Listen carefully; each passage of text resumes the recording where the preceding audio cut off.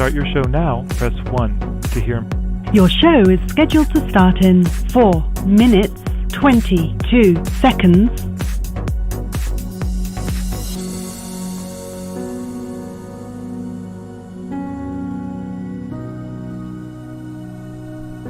Four minutes until showtime.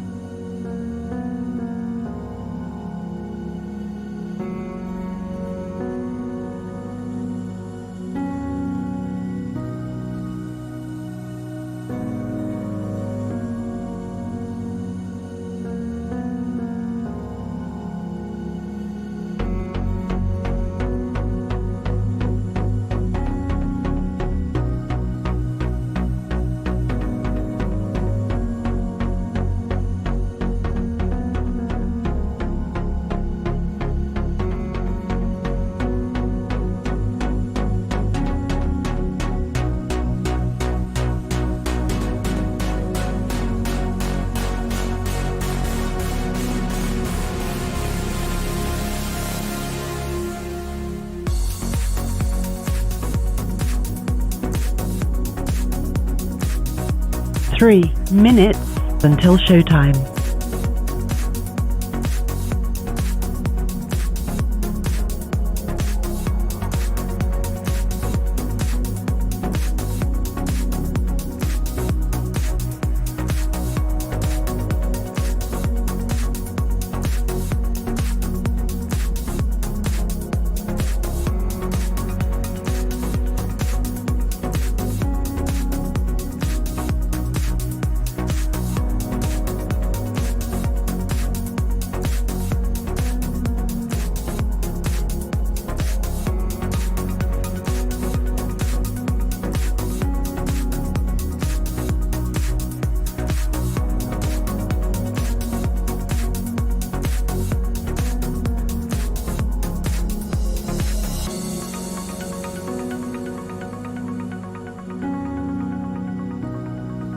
Two minutes until showtime.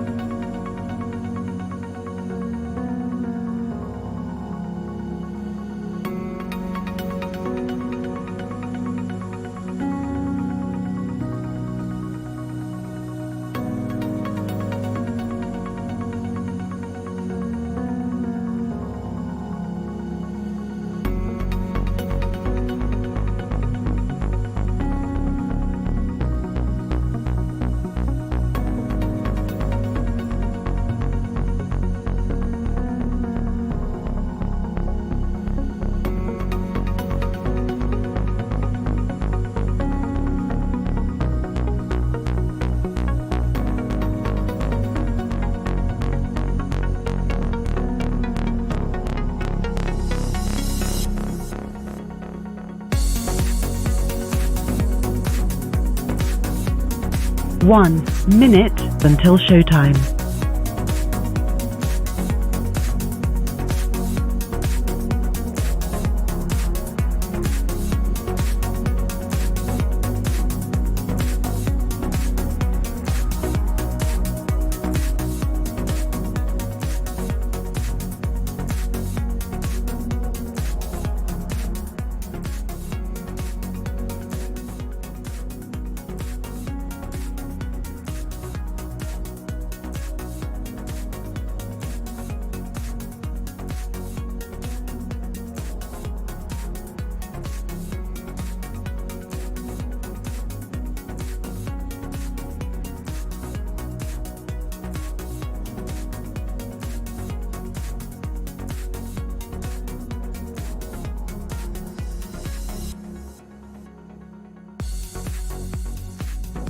Your show will go live in 5 seconds. 4, 3, 2, 1. Insurrection, obstruction, indictments, civilly liable for sexual abuse. The one man responsible for all that could be sitting in a prison cell on election day and still be elected commander-in-chief for these United States. That man is beholden to Putin, weakened NATO the last time around, and is currently tying himself to wealthy Saudi oil money. He enriched himself when government stayed at his properties. He campaigned on wanting to use government to go after his political rivals and wants to expand executive power. If Donald Trump is reelected, our nation is lost. So let's roll up our sleeves, get to work, and tell the MAGA folks no more before it's too late.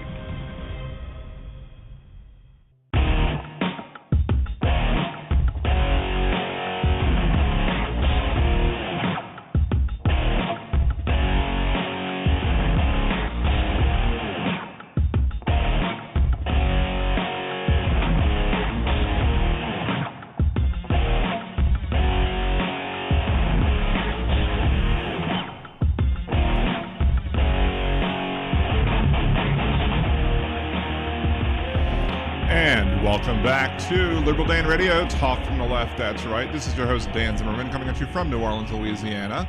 To join the conversation, it's area code 914-803-4131. That is 914-803-4131. You can also join us in the YouTube chat at youtube.com/liberaldanradio as well, if you happen to be listening in the Blog Talk Radio website and you're in that chat. Just come on over to YouTube. It's easier just to do it all in one place. Shouts out to Elizabeth and Aaron, who have already joined us in the chat room. Shouts out to Britt Gandolfi, who may very well be listening to us at home as well, or wherever they are watching in their watch party. We are doing a special live broadcast during the election results, which should be starting to roll in any time now in Louisiana. We should be seeing the absentee ballots rolling in first, and then some other races as well. It is one of the races that might be interesting to see, simply because of the fact you have a lot of Republicans running in the Secretary of State's race. And there are so many Republicans, but only 2 Democrats. If the Democrats manage to get their votes out properly, and if the Democrats voted in a certain way, if the Democrats split the vote evenly, and the Republicans split the votes evenly, you could see 2 Democrats in the runoff and have a Democrat Secretary of State in this red state. That would be an interesting thing to happen. It would be great. And that would simply just be a math issue and a perhaps greedy candidate issue, and a Republican Party, not being a good steward of their candidates, I guess, and them not basically telling their candidates, look, we have lots of candidates in this race and you're risking us losing a seat. Why don't some of y'all drop out? But we'll see. We'll see what happens with that. Will that happen? I don't know, but it is a possibility that could happen. In most other races, you may very well see a runoff just between 1 Republican and 1 Democrat statewide if a Republican doesn't win it outright. That might very well be the case in the governor's race, where there is a Democrat running against, there's another Democrat running besides Sean Wilson, but I don't think that person has been getting a lot of press other than Sean Wilson. Sean Wilson is the official endorsed Democratic candidate, so it's most likely, if you don't see Jeff Landry making the runoff, if a Democrat makes the runoff, it'll probably be Jeff Landry against Sean Wilson. I'm hoping that maybe somebody else manages to get more votes than Landry, but I don't necessarily see that happening.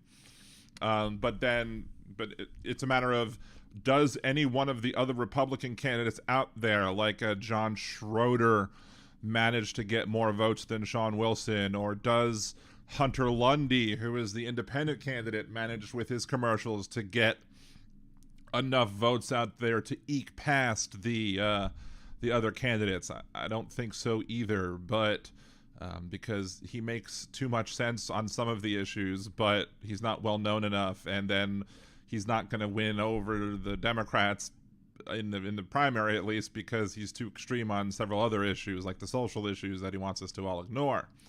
Oh, we do have some results currently in the Secretary of State's race, according to WDSU, which is, at the moment, 2 Republicans are in the lead, with Gwen Collins, Democrat, in third, and then the other Democrat, Arthur Morell, taking back. But that's not a lot of results yet. Let's refresh the Secretary of State's race, where we could see some votes are in. 0 of 3,929 precincts reporting. I guess I could put this on the alternate screen as well, where we have for governor, we have 25,000 votes in for Landry, and Sean Wilson, the Democrat, in second with 9,000. But at the moment, when it comes to the 12 of 64 parishes reporting, you have Jeff Landry with the lion's share of them. However, if you look at the results by parish, you won't see Orleans most likely. My guess is you're not going to see Orleans reporting yet. Or if they you have not. There are no absentee reports coming in from Orleans, and 0 of 351 precincts reporting as well in that race for governor. So it's one of the big conspiracy theories brought up by the Republicans, especially by Jeff Carrere, is that the Orleans Parish people report late, and that's somehow sketchy because their results come in last, so they think that somehow means something when it probably doesn't mean anything at all. So we can flip around some of the other websites as well, but let's look at, we got some other races looking at. Secretary of State, who has the lead right now? Mike Francis, and then 19% for Nancy Landry, another Landry in a race. Attorney General, Morell, and then Stefanski. Lindsay Cheek is the one I voted for. Treasurer, we have John Fleming and Dustin Granger. I voted for Granger, obviously. Prohibits use of private funds in administration of elections. So far, this one's out to a lead. Provides that the freedom of worship is a fundamental right worthy of the highest protection. For some reason, the way this one is worded just reminds me of a scene in Game of Thrones. Like, if you've watched Game of Thrones, right before they get rid of that's not Stannis Baratheon. What's the name of the head of the King's Guard before they replace him, like with Joffrey, for King Joffrey's King's Guard, and he takes away he quits, he runs away, he ends up going to help Daenerys Targaryen or whatever. I read this the way that it's kind of like reads the protection of the king is of paramount importance. I voted no on this one simply because the fact it seems redundant and unnecessary, and it seems like it's rife for abuse by religious extremists who then want to use that to be able to force religion on everybody, like in schools and stuff like that. So I voted no, but I'm sure it's going to win because it's stupid.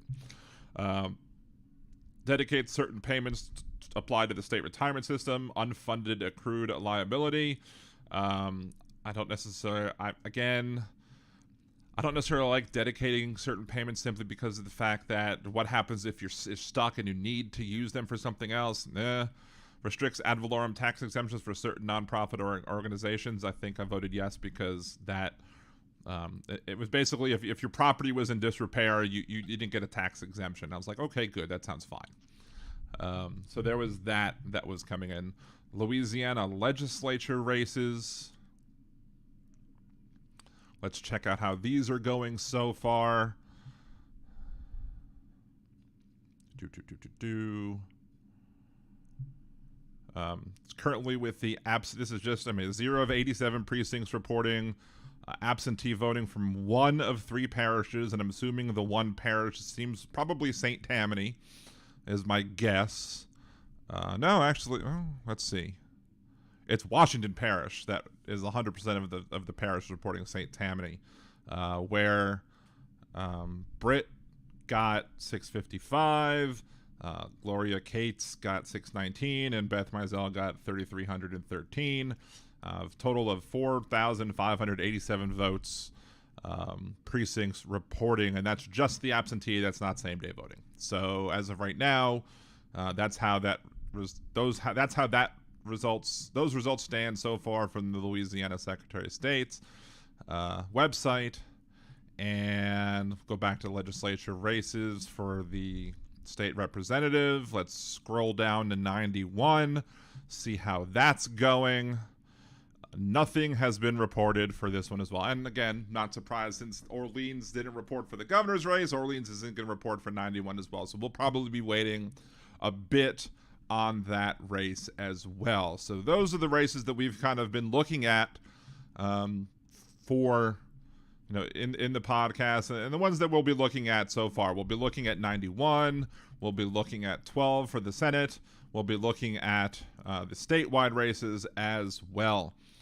So far, we have one precinct reporting now, so we have some changes going on in that. So a little bit of a small update going on, but no real big change in the statewide results so far. I looked at Lieutenant Governor Billy Nungesser, 69%. Nice. I don't really expect any change in this. Billy Nungesser is a pretty popular guy. Lieutenant Governor is not that controversial of a position. My wife happens to know. I mean, Billy Nungesser's wife, I think before they got married, I think they were still maybe I don't know if they were dating at the time or what. But Billy Nungesser's wife, the woman who Cher came to our wedding before they were married. Cassie, my wife, worked on his initial campaign stuff from where she previously worked at a previous employer. So like he'll recognize her if he sees her out. So it's an interesting thing. Like right now, my wife is working on a book for her employer, and they're working on some book for the Louisiana tourism industry about Louisiana governors or something like that. And when my wife said this, she knows Billy Nungesser. Oh yeah, I know Billy. And they were like, what, really? Wow. So they were all shocked or whatever. So just like, me knowing Steve Scalise, whatever, it's not something I necessarily bring up as I'm not very excited that I know Steve Scalise. It's just an interesting tidbit that I know Steve Scalise. Great. I know the guy that says he's David Duke without the baggage. Lovely. So, any changes happen here so far that are at all interesting for Secretary of State? You got 19%, 18%, 17%, 17%. And lots of splits going on. Morell's still back here at 10%. Nothing really exciting. I expect Arthur Morell. I don't know where.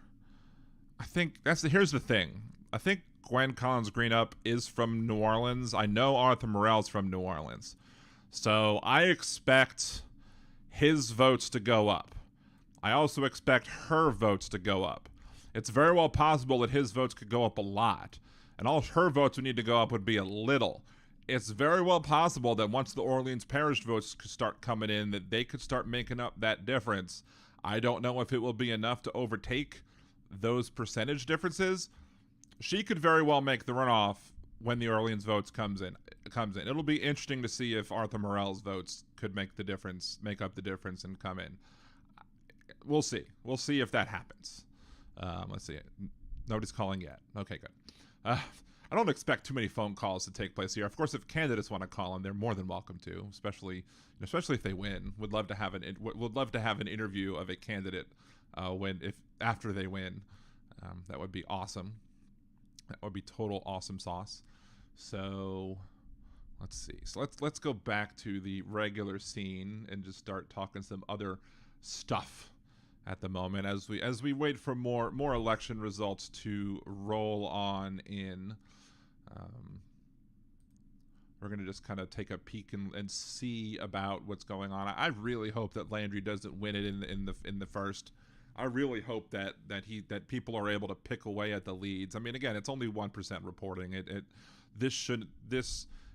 When Orleans Parish comes in, Orleans Parish is going to bump Sean Wilson up more and should be enough to eat away at Landry's lead enough to force a runoff. And then the question will become, this is the thing, the question will become, what will happen? Because we know what happened with John Bel Edwards and the last two elections. 8 years ago, John Bel Edwards ran against David Vitter. John Bel Edwards decided he ran against, well, it was because David Vitter made the runoff with John Bel Edwards, or John Bel Edwards made the runoff with David Vitter. The centrist folks in the middle, basically, and the independent voters basically said, well, John Bel Edwards is conservative enough of a Democrat where we can tolerate him as governor because we don't want the guy who ran on family values and then slept with prostitutes. Again, Liberal Dan Radio is a sex-positive podcast. We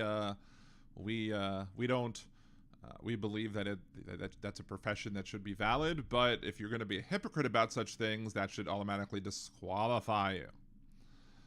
However, then 4 years later, you had Risponi, who was running against Edwards. And the election was much closer, but Edwards, again, conservative Democrat, and Risponi was a Trump carbon copy, but who looked like a deer in headlights. When he was at the one debate he was in, he looked like a deer in headlights. He had no idea what he was doing.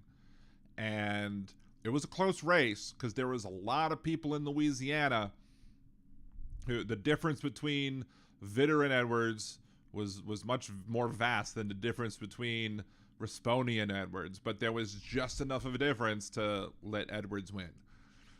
Here, we're gonna have a much different question, is whether or not, because I don't think that Sean Wilson is as conservative as John Bel Edwards is. So the question will be, are there enough people in Louisiana who are willing to reject Jeff Landry and vote for a Democrat? Or will there be enough people in Louisiana who sit home and are like, well, I can't vote for Sean Wilson, but I can't vote for Jeff Landry either, because of Jeff Landry's issues with accepting contributions from the lawyer who defrauded many folks who were trying to get help after Hurricane Ida. That's one thing that I would think that people would want to reject. And that's something that's probably going to get, I think, a lot more play during the election, during the runoff election, if there's a runoff election. I'm frankly surprised at the moment that without any Orleans Parish votes coming in, that what we're seeing right now, that Schroeder doesn't have more than 8%. That Schroeder doesn't have more than 8%. That Schroeder's not in double digits.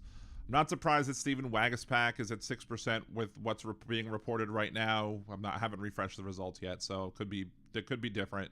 Waguespack used to work for Jindal. Jindal was very popular at one time. He's not very popular anymore. I could have, if people would have listened to me, he would have never been popular. But that is what happens when people don't listen to Liberal Dan, because I knew what I was talking about, but nobody wanted to hear it. Because everyone just thought I was whining because, I lost to him, but I educated myself. But again, nobody listens to me. It is what it is. Thank you, Donald. And Hunter Lundy at 5% from this thing. Let's refresh these results and see if anything more is coming in, because maybe it's slightly different. No, we got Jeff Landry still at 52%-ish. Sean Wilson at 23%. It's the same thing. Nothing. 4 precincts now reporting nothing much has changed.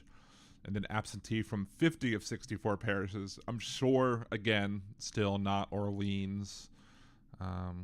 We'll check that. Yeah, absentee reporting 0% from Orleans as well. Not shocked at all. Not one bit. Anyway. So we'll let that sit a second. We're not going to necessarily talk just elections for the night. We're going to talk about some other things for a second. One thing I wanted to talk about tonight is the whole Republican mess up in Washington, in that the Republicans were completely stupid when they created that new rule, or the rule that took place that would allow them to, with one person, be able to call the vote to remove the Speaker of the House. That was just dumb. Why was it dumb? Because you shouldn't have set it up. You shouldn't have set it up in such a way that allowed them to remove a speaker without having a new one in place. What should have been done is allow a vote for a new speaker. And then once you voted for a new speaker, the old speaker would be removed. So don't just say we're yeeting the speaker currently without having one to replace one with. You should have basically said, here's the rule. You're going to have a vote to pick a new speaker of the House, and then once the House picks a new speaker, the old one goes away. That way you could have done business and continued to do business while trying to replace the existing one. Now, could that lead to some problems? Maybe, but guess what? You wouldn't have been left with the situation where we're left in now, where you don't have a Speaker of the House. And now we have to deal with a situation like we have in Israel, where we're having to make decisions as to what we want to do when we have a neutered House of Representatives with no Speaker of the House. And a Republican Party that people say they refuse to lead. It's not that they refuse to lead. They're incapable of leading. They have no capability of leading whatsoever. So that's only proof that in the next upcoming elections that we need to elect a Democratic majority, because the Democrats are the only party in Washington with the capability of leading. If this what's going on right now is any evidence of who needs to be in charge in Washington, this is it. You need the Democrats in charge because the Republicans have no capability of leading whatsoever. Period. End of story. That's it. That's just the way it is. And there's another thing I wanted to look up. I should have looked this up beforehand, but I went to tacos with the family, and then we went to Target trying to look for a couple things at Target, and we got home, and I was done with it. And then let's see, how many Jewish Republican congressmen are there? List of Jewish members of the United States Congress. I want current. Let's see. This is in the past.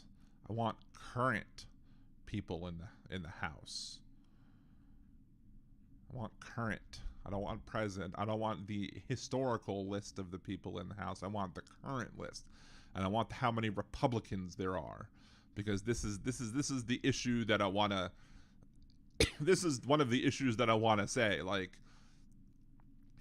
because there are a bunch of them are going to be Democrats, sure, but how many Republicans are there? Jewish members of the 118th Congress. There's only 2 Republicans. Oh well, can't do it. Can't make the point that I wanted to make with this, because there would have needed to have been like 4 or 5 Republicans in the House, in order that are Jewish, in order for me to make this point that I want to make. Oh well. Because if there would have been more, I could have said something to the effect of, well, if you're a Jewish Republican and you're trying to make a big stink about Israel and what's going on in Israel and how you want the Congress to be able to have a vote together and support Israel, then what are you doing supporting the Republican Party who's refusing to lead? You have a Democratic Party who's saying that we need to get a vote on the floor to be able to support Israel, and the Democrats are offering a bipartisan solution to be able to get together and make a compromise. All you got to do is come join with the Democrats. Well, what are you going to do? But since there's only 2 of them, they don't have the ability. So unless those Republicans could get together and be like, hey, bring a couple of other Republicans along who want to put the country ahead of party and do the right thing. But Republicans don't put country first. Republicans put country fourth. Maybe it used to be third, I think, but now it's fourth. Before it was like you put party first, maybe it was God first, then party, then country. Now it's Trump first, then God, then party, then country. That's how it works at this point, because it's Trump first before anything else, then God, then party, then the country can come at some point. And maybe it's fifth, maybe something else falls in there too. Who knows? Because It is what it is. Thank you, Donald. Anyway. Pardon my snacks. I've been craving some cookies. And like for the past week, I've been craving some cookies, and everybody in my house ate them. So,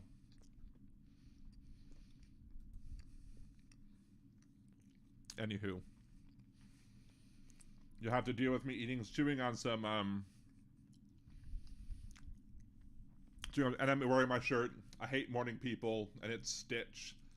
And the bottom of the shirt says, "And mornings, and people." So, I'm a big Stitch fan from Disney. So, Stitch is my favorite character. I've been doing a, nerdy-wise, I've been doing this, league at one of my local gaming stores where it's like a card game that's Disney-based. And you get extra points in the league if you wear a Disney-themed shirt. And each week I've worn a Stitch shirt, and each week I've worn a different Stitch shirt. And I think they've been impressed with the fact that I've had a different Stitch shirt every week. And I have one more to wear, and then I'm going to have to start recycling. Because I only have 7. Apparently I only have 7 Stitch shirts. I don't have 8. Oh, well. What is it? It is what it is. Thank you, Donald. I should have Stitch going, "It is what it is." Hey, Jojo Mojo Jojo. What's going on? Good to see you. Thank you for joining the chat. We are just checking out the results from the Louisiana elections and talking some other stuff. Just recently did a little rant about how the Republicans are stupid for how they set up the rules in the House of Representatives to basically make it so that they didn't try and have a replacement already in place when they did the vote. So that when they did the vote, they could be like, okay, well, here's the vote to replace, and here's the new guy. So you didn't have a lull in leadership like they do now, and they're an embarrassment. Republicans tend to be an embarrassment on many, many things. And we're still... Sean Wilson's up to 23%. Jeff Landry's at 53%. John Schroeder's at 7% instead of 8%. Steve Wagsback's at 6%. Hunter Lundy's at 4%. It's at roughly 5%. So most of these other people, that's basically it. That's basically all the people who are in this race who really count. Non-guessers, 69% again. Secretary of State's race, again, we're still seeing 54-64 parishes. Again, I'm sure Orleans is not one of them yet. So Arthur Morrell still hanging around 10%. Glenn Collins Greenup is still about 17%. I'm waiting to see what happens when those Orleans absentee ballots start showing up, to see how those results change, and then to see what happens when the Orleans precincts are voted. Because again, Orleans parish votes make up a good chunk of the electorate. And so, and when they come in, they can have a big difference in the results of elections. And again, we're looking at the we got some more results in the 12th senatorial district race. Let's switch back here to the alternate. We've got absentee reports from all of the parishes right now. 10,000 total votes. We've got, let's see, they didn't do I guess the totals for the votes for everybody is on the previous page before. So let's go back to the previous page. We have 76% for Beth Mizell, 13% for Britt, and 10% for Gloria, which, I mean, there's two ways to look at it. In a jungle primary type runoff, you don't want Democrats fighting each other for seats, but in a three-way race, or for votes, but in a three-way race, in reality, as long as the Democrats are working to get different voters out, then as long as the Democratic voters can try and get the Republican under 50%, then you force a runoff, and then it's a whole new ballgame. So the goal there would be to get Mizell under 50%, and then to get whatchamacallit, and then to be the one that comes in second place, which currently Britt is. And we'll see what happens, because there's no other precincts reporting. It's just the absentee reporting. So we'll see what happens at that point from same-day voting currently, and we'll see who came out to vote today. Although, unfortunately, sometimes what they say is that a lot of times the absentee voting or the early voting, or maybe this is just maybe this is absentee voting, maybe this isn't early voting, or maybe I'm saying it wrong. Maybe that this is just absentee and not early. Maybe this isn't early voting. Maybe this is just absentee. I don't know. Early voting might be different. I could have that wrong. Somebody can tell me in chat if I am wrong. Let's see. We'll switch back here. Does Louisiana absentee voting counts include early voting? See if that pulls anything.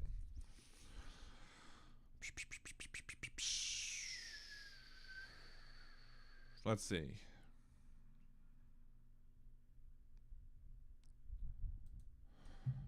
Louisiana, when are early votes reported? Boom, boom, boom, boom, boom.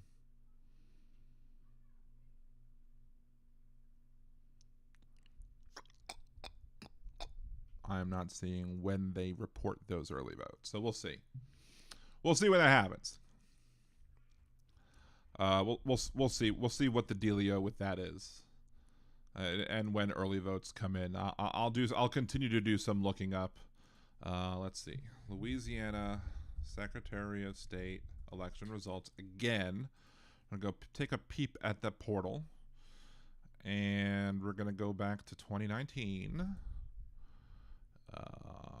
Legislature races.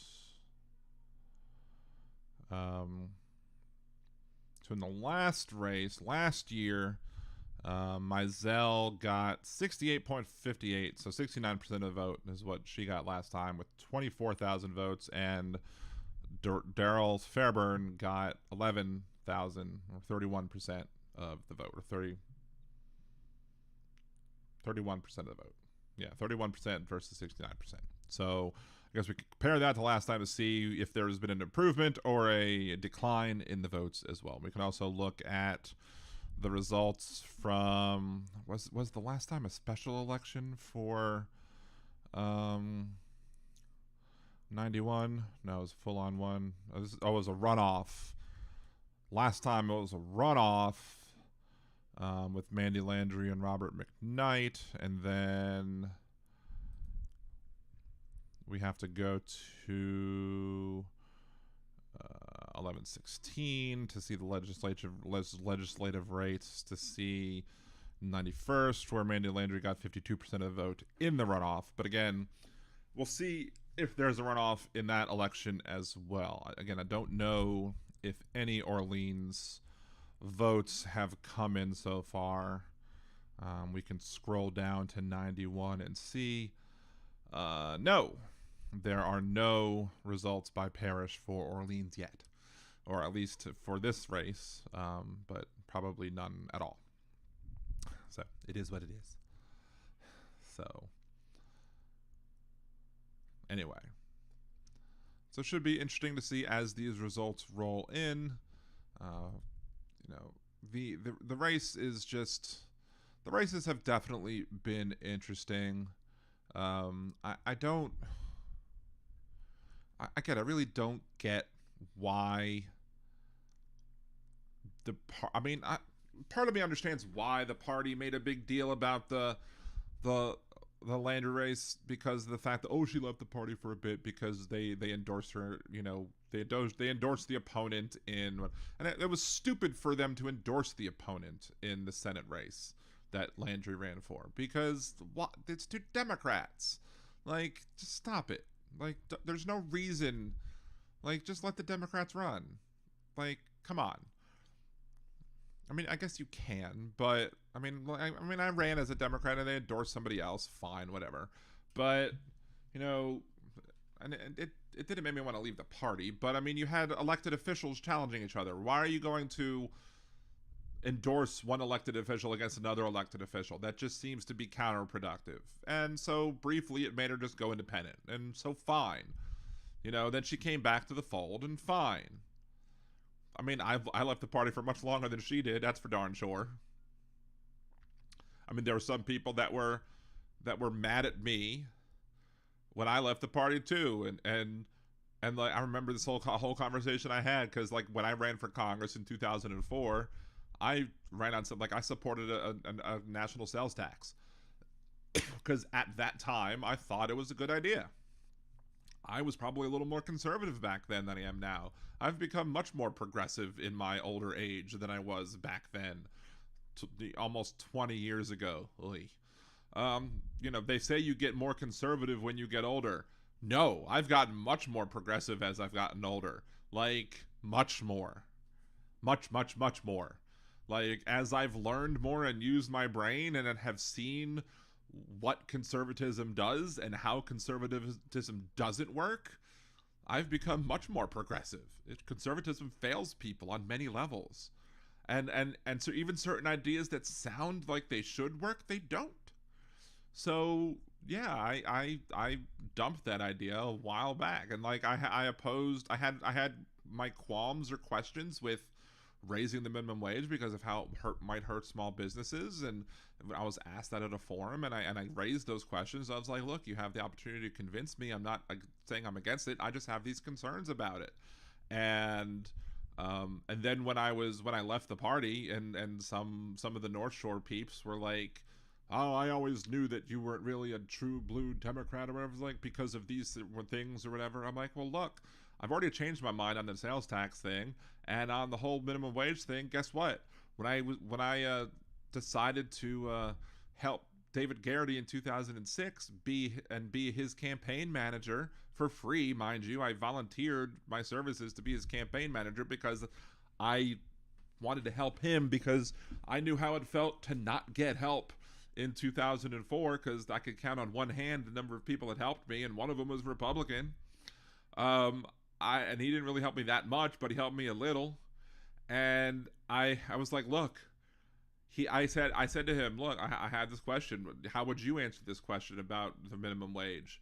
And he answered the question to my satisfaction. I even forget what he said, but at the point I was like, oh, that's a good argument. I agree with you. And I changed my mind. Because that's how adults do things. Like, they couldn't give me the argument to change my mind. He did. I changed my mind. So, meanwhile, this is over the whole discussion because I left the party when they endorsed unrepentant convicted felon Edwin Edwards. And I'm like, you're supporting Edwin Edwards. What is Edwin Edwards doing right now in the campaign? He was running against the Affordable Care Act. He was running against Obamacare. I'm sitting here defending Obamacare. You're supporting the candidate who's opposing Obamacare. What's wrong with y'all? Why are you supporting a candidate that's going against the Affordable Care Act? We should all be getting behind the Affordable Care Act, not opposing it. It's ridiculous. So, politics makes for strange bedfellers, I suppose, but,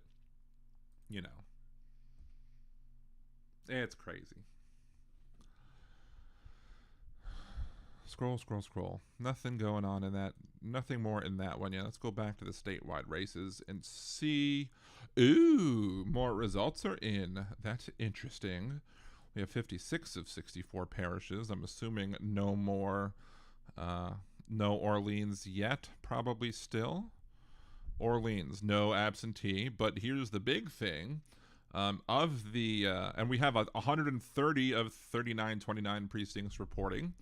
And now, of all of the votes that are available, Jeff Landry has now dropped below 50%, which is good news, because that's what you need.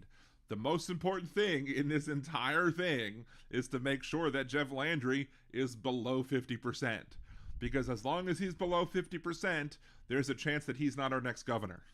If he's 50% plus one, he's our next governor. If he's below 50%, even if it's like 49.99999, there's somebody else that could potentially overtake him and become the next governor because everyone else can get behind the other person because Jeff Landry is just that bad. So we'll see. So what's the difference? Sean Wilson jumped up to 26.5-ish, 26.49. Stephen Wagspack is at 7. John Schroeder's at 6. Hunter Lundy's still at 4. That's pretty much. I think it was Sean Wilson that jumped up from, what was it, 23 to 26. I think that's the difference. Secretary of State race. Arthur Morell did jump up a little bit. Gwen Collins Greenup jumped to first place. That's interesting. So right now we do have a Democrat in first place in the Secretary of State's race. Nancy Landry is a close second. You have two other Republicans in third, sitting at 16.28 and 16.84%. And of course, Arthur Morell in fourth at 10.2. Again, will Arthur Morell be able to make up that difference when all of the Orleans Parish votes come in? We'll see. I think I don't know if it's a yes, but I think it's plausible. Is it probable? I don't know. Is it plausible? Yes. Because, again, Orleans Parish is so heavily Democratic. And he is very well known in Orleans Parish and is a political powerhouse, I would say, in Orleans Parish. He has a big chunk of support in Orleans Parish. I'm not going to say he's an automatic win, but he is a win. His son's on the council. His son's a councilman at large. His wife was also on the council, I think. Ran against... His wife lost against the current DA, Jason Williams. I mean, I opposed the wife, especially when his wife came out against Jason Williams and made a lot of comments about Jason Williams being a defense attorney. And I was like, well, why are you against being we've discussed this on the podcast before. Being a defense attorney is a good thing. You need defense attorneys to do their jobs. It's a vital part of our system of justice. So I was very much against it. Even their son has been a defense attorney. So, like, there's nothing wrong with being a defense attorney. Let's see. Liz Morell. Lindsay Cheek also has jumped up to second place. That's good to see. So now we have a Republican and Democrat in 1-2 seats. Liz Morell is 44%, 45%. Lindsay Cheek is 23%. That's good to see. John Fleming for treasurer, 43%. Dustin Granger is 33%, so 10% difference there. No real difference in the constitutional amendments. There was some races in a parish. Again, it's Orleans Parish, so it's going to be 0. We got absentee voting in now for Orleans Parish. No, we do have absentee voting in for Orleans Parish. And interesting, of the absentee voting, 100% in, Mandy Landry with 63% of the vote. Madison O'Malley with 30% of the vote, and Ed Carlson with 6% of the vote. 6.66 to be exact. The evil number. So currently, Mandy Landry is owning the absentee voting, and we will see if that holds for same-day voting. But, I mean, 2-1 absentee voting is a very good thing to see.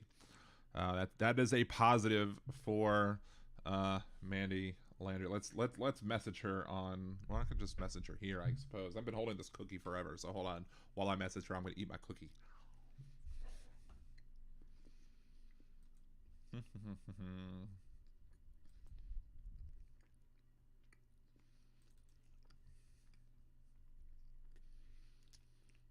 Let's see. Dum. Messages.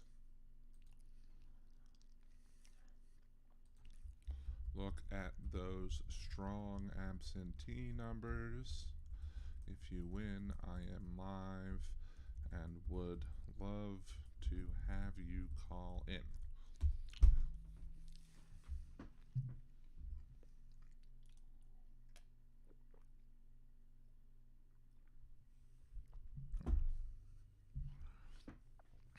Okay, so that's good. That's good to see. Let's hop back to the statewide races. Jeff Landry has lost some more percentage votes, probably because Orleans absentees showed up. 47.46%, and Sean Wilson has jumped up to 29%. Again, probably because Orleans Parish showed up. So that's good. We got 176,000 votes for Landry, 107,000 votes for Sean Wilson, and the percentages for the other ones are pretty much staying the same. Like Hunter Lundy, 4.5%. John Schroeder, 6.29%. Stephen Wagspack, 6. Actually, I think Stephen Wagspack has risen above John Schroeder. So I think Wagspack is actually gaining some ground there as well. Sharon Hewitt at a lowly 2%. Danny Cole at about 2.5%. It doesn't look like Danny Cole, that other Democrat, is going to be doing much of anything to affect the race. I don't think any Danny Cole people would have otherwise voted for Landry. I don't think it's possible Hewitt's being in the race might have affected the race. It's possible that Hewitt being in the race might have pissed off Landry, because some of those votes that are trickling in for all these other voters might have cost Landry the race in the start. But oh well, too bad for you.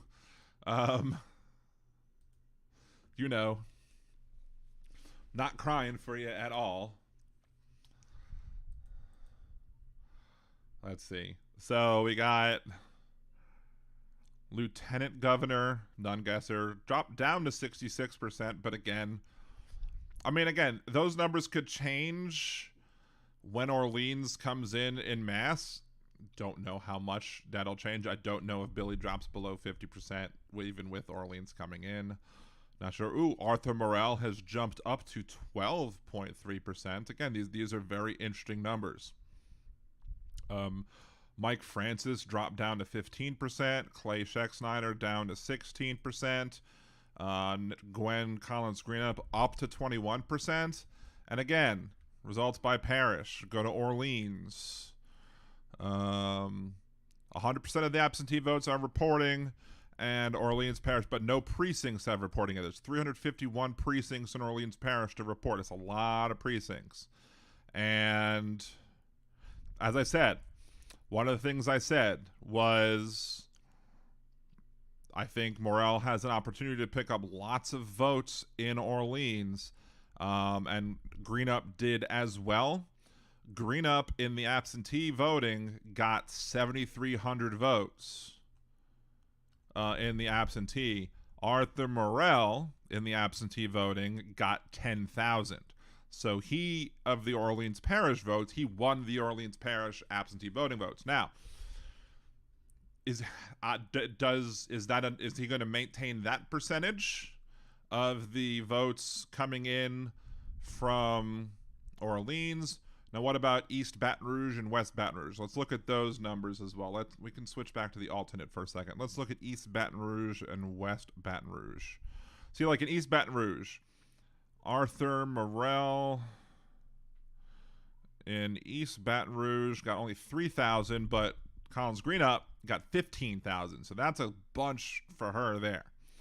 West Baton Rouge Parish, not a lot. Not a lot there.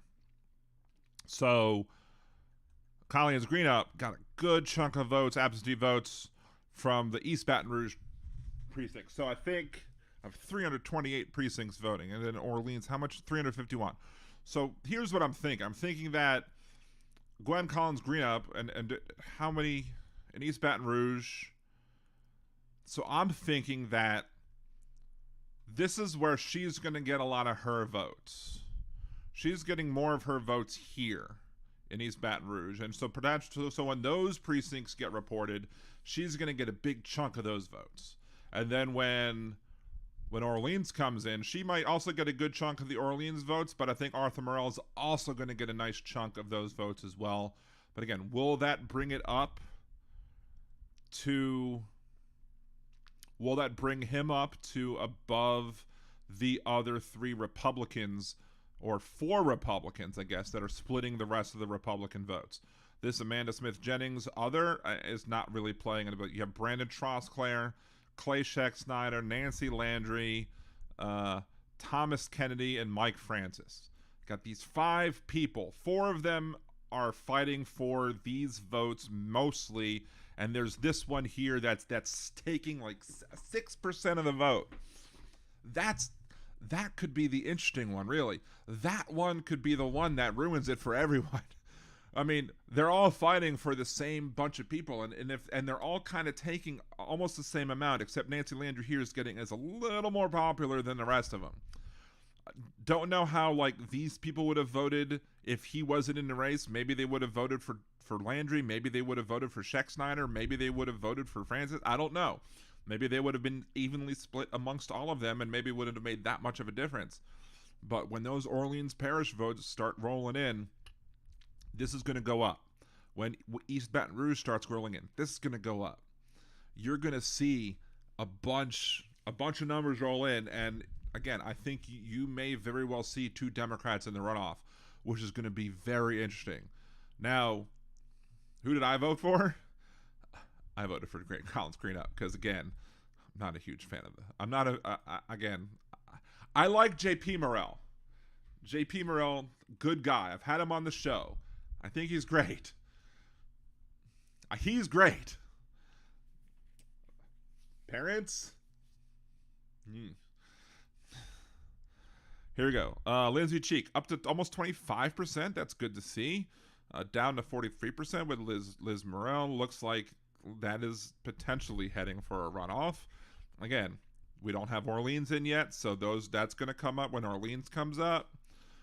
John Fleming down to 42. This is up to 34, which is up, I think, a point, and this is down a point. Again, when Orleans comes in, that should come up. These are just ridiculous. Now that Orleans is actually in again, though, we can look and see what the absentee ballots looked at in Orleans for these amendments. Prohibit use of private funds in elections, yes to no. That's much closer than I thought it would be, but I voted yes on that one. That's just the constitutional amendments. I don't actually know what the wording here on these are. I voted no for one of these, I think. But I mean, all of these end up being yes anyway. This is just such a needless and stupid one. This constitutional amendment, blech. Roche, I voted for Roche. Who else did I have in the race? I'm not sure. I'm not sure if I had any other elections to vote for except for that one. So, again, let's pop back to the 12th Senate districts. Got some more precincts voting in. We got still 13% for Britt. We got 10% for Gloria Cates, and Mizell with 76%. So, let's see results by parish. We got 1 in St. Tammany, 2 in Tangi, 11 in Washington Parish. So we'll see how the Washington precincts are going. Maybe not a huge amount. Turnout seems to be, again, as Britt told us earlier, turnout wasn't great. And as we all know, as we've discussed on our podcast, as I've discussed on my my GOP coup series, the 4-part series, or maybe it's a 5-part series now, as I discussed on the GOP coup series, low turnout elections always benefit Republicans for the, even if Democrats end up winning in certain races, low turnout benefits Republicans more than high turnout. High turnout races are always better for Democrats. High turnout races are always better for liberals, leftists, progressives, etc. The better the turnout, the better it is for Democrats, the better it is for progressives, leftists, etc.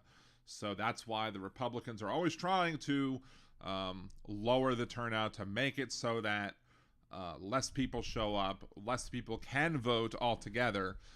It's also why when they do show up, they're trying to make it so that their voting power is lessened, which is why Alabama continuously fought to make sure that they only would have one congressional district that represented black people. They finally lost that fight. Louisiana consistently fought that fight, even though John Bel Edwards was fighting and fighting and fighting to make sure that you would have a second congressional seat that would represent black people. You still only have one, but they should be forced now, I would think, because of the Supreme Court precedent. They should now be forced to have a second seat that would represent black voters in Louisiana. It's because Alabama now had to do it. There's no reason why Louisiana shouldn't be forced to do it as well. It's ridiculous. In reality, I think that we shouldn't even have congressional districts. There's no reason to have congressional districts anymore.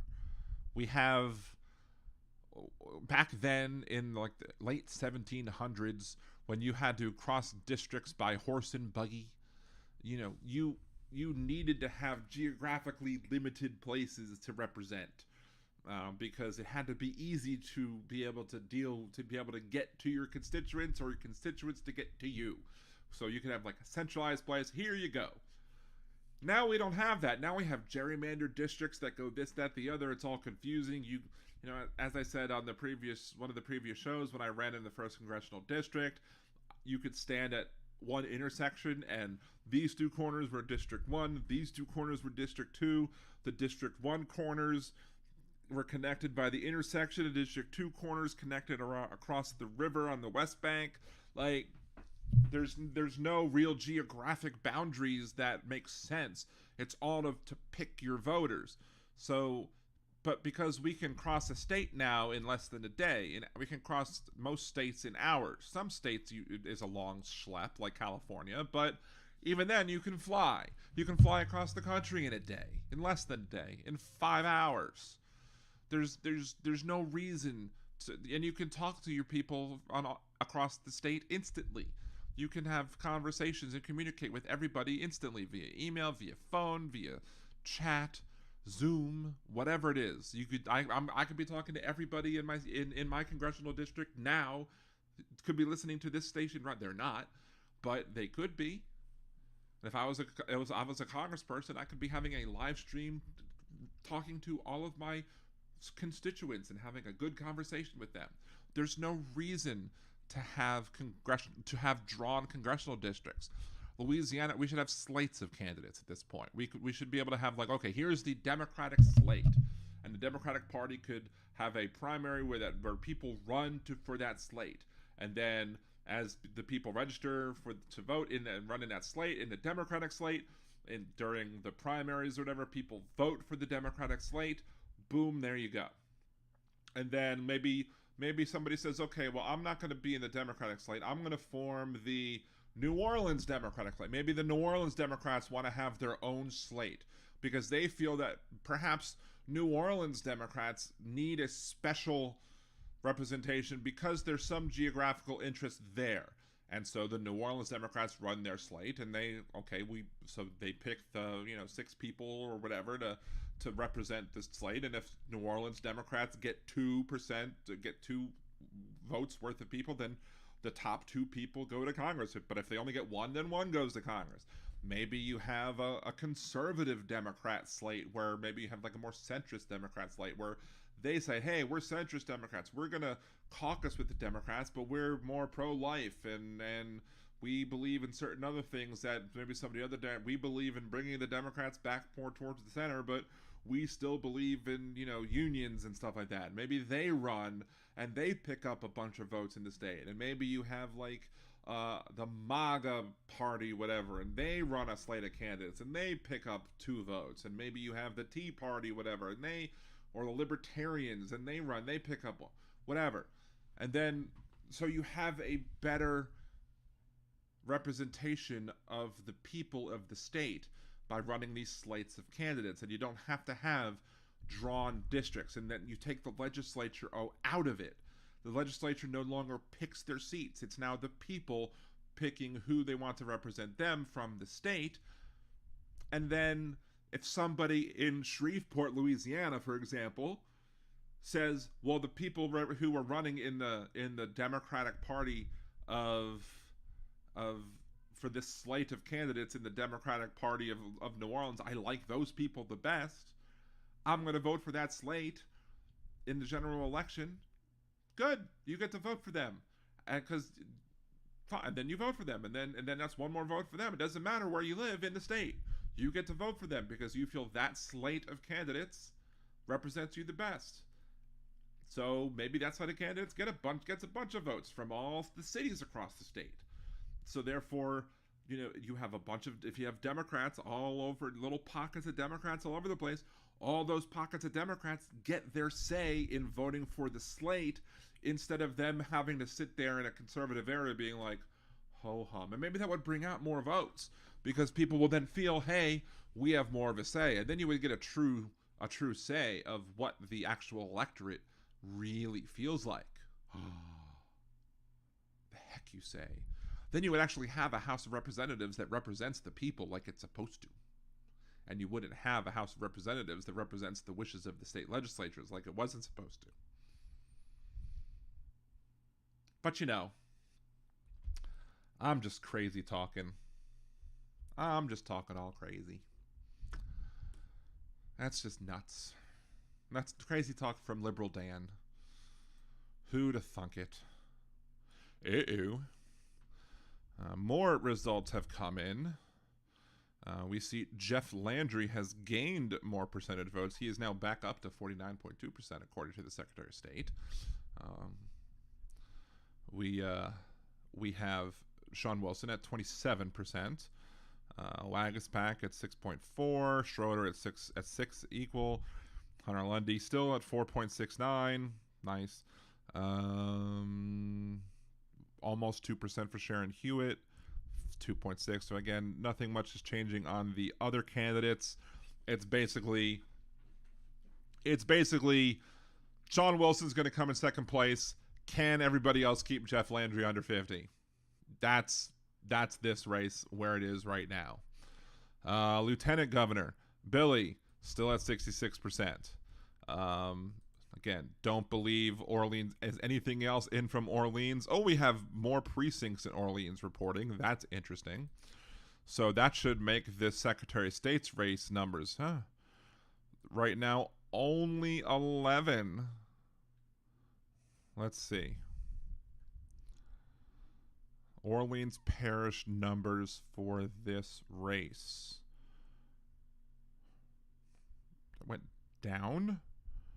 Looks like the numbers here went down from what they were before. No, it was 10 and 7. Now it's 11 and 8.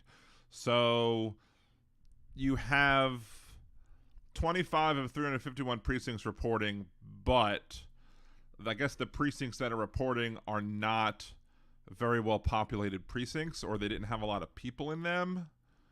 Yeah, like 34, 85, 19, 32, 57, 28, 60. Like, yeah, see, like, Morrell is getting a good chunk of these votes. 48, 79, 30.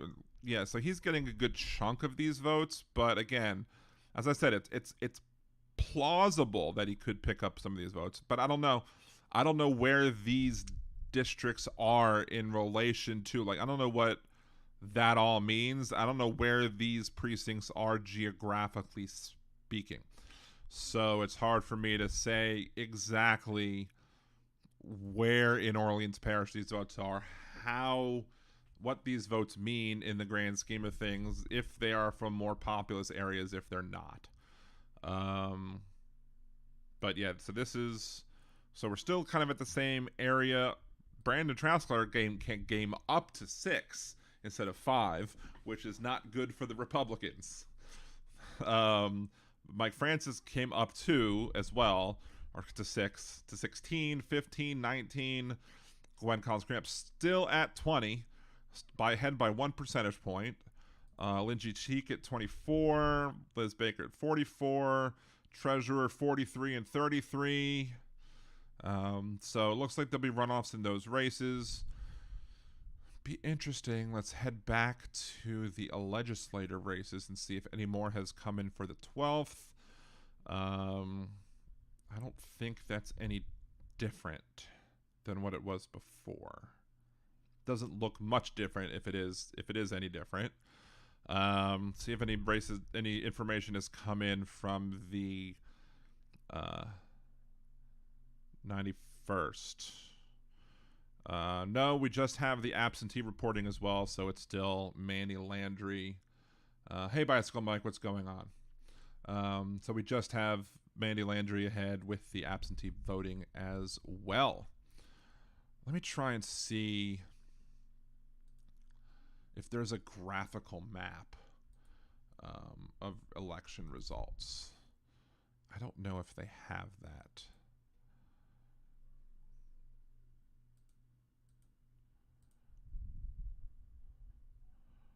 Louisiana Secretary of State election results. This is just the same. This is just a base. Yeah, that's just that. Louisiana or Orleans Parish Precinct map. That's what I want. Voting precincts.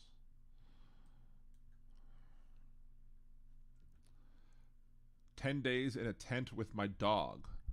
Well, hey, what's your pooch's name? An error called fetching content. Lovely. Probably because it's New Orleans ward precincts on Google. Maybe Google Maps will help and be better.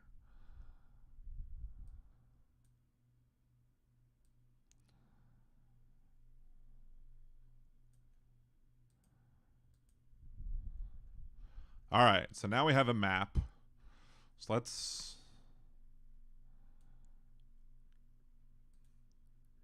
All right. So let's pull this back over. We're going to go to statewide races. We're going to go to results by parish. We're going to go to Orleans. Results by precinct. Oh, this is too... Is that too little? Is that the problem? Yeah.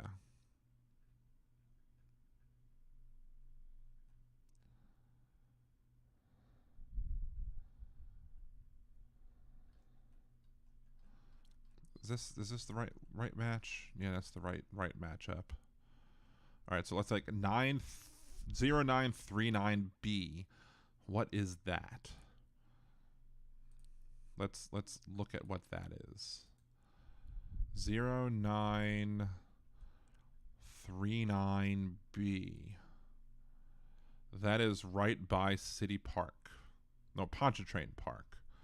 That is such Gentilly. So I don't know how populated that is. I don't know. So it might be a small precinct. It might not be a very well populated precinct. Dog's name is Midnight. Well, hello, Midnight. How are you tonight? Tell Midnight to subscribe to the channel and like the video and share it with his dog friends. Share it with Midnight's dog friends as well.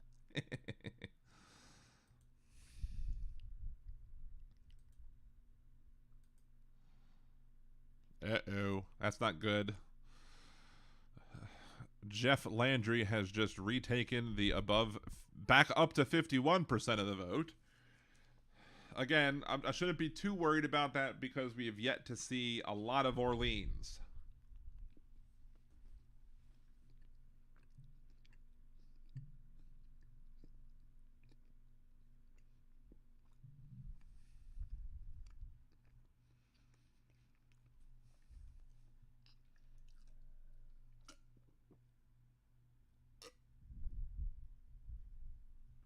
I believe we're getting conservative parts in the state and currently, because if you looking at the Secretary of State's race, I don't know what that was. Looking at the Secretary of State's race, Nancy Landry just briefly took over the first place in this race by 0.04%. Arthur Morell dropped below 11% again. You see this go up. You see this went up a little bit. So you see Lindsay Cheek drop a little bit. You see Liz Morrill raise a little bit. You see this one expand a little bit of the lead. So, and then again, you see Jeff Landry at 51% even, and Sean Wilson dropped just under 26%. So, and then, but John Schroeder has dropped down to under 6% at this point, with everyone else pretty much staying roughly the same. So looks like Jeff Landry was more popular in the votes that just came in, taking away from his vote. So maybe it was kind of from southern Louisiana that came in. Those parishes might have come in, maybe from Landry's home base. Whereas, Sean Wilson wasn't probably expected to do well in those areas. But still, we're still waiting to see what else comes in and what else can we see, what other votes can be picked up. 51, again, gaining a little bit more of a percentage. And again, Landry is hoping to build up that pad to be able to get enough percentage points so that when the bulk of Orleans Parish gets reported, the rest of Orleans Parish comes in, that he can survive that and win in the first, which we don't want to see. We don't want to see him survive that. We want to see him fail. We want to see Sean Wilson pick up enough to be able to force the runoff, which is not just Sean. We want everybody in this race to be able to pick up enough votes to force Jeff Landry to be just under 50%, at least, if not more than just under 50%.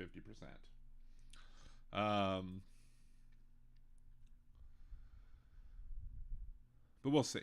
We'll see what happens. We're still chugging along. The Orleans Parish numbers are usually the ones that take the longest to come in. And so we'll probably be waiting on those the last. Let's head on back to the legislature races just to see how we're doing here. Unfortunately, looks like Mizelle picked up even more of a percentage of the votes. It looks like looks like Gates lost more of a percentage than Britt did, but it looks like looks like Mizelle's kind of running away with it, which is unfortunate. I was hoping that there would be a better result there. We got 13 of 21 in St. Tammany. We got 22 of 25 in Tangipahoa, 25 of 41 in Washington.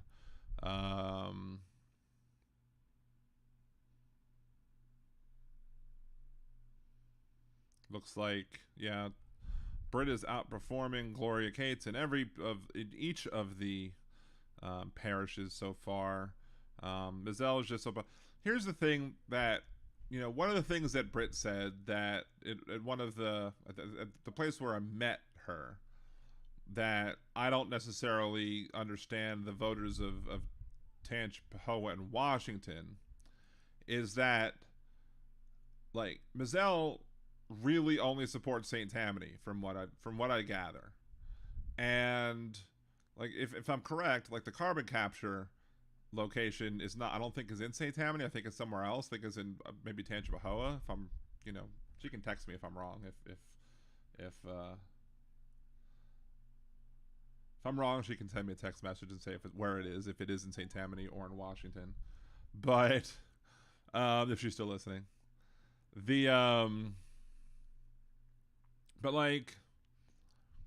your legislative representative is only representing one of the three parishes that she represents, why would you continue to vote for her?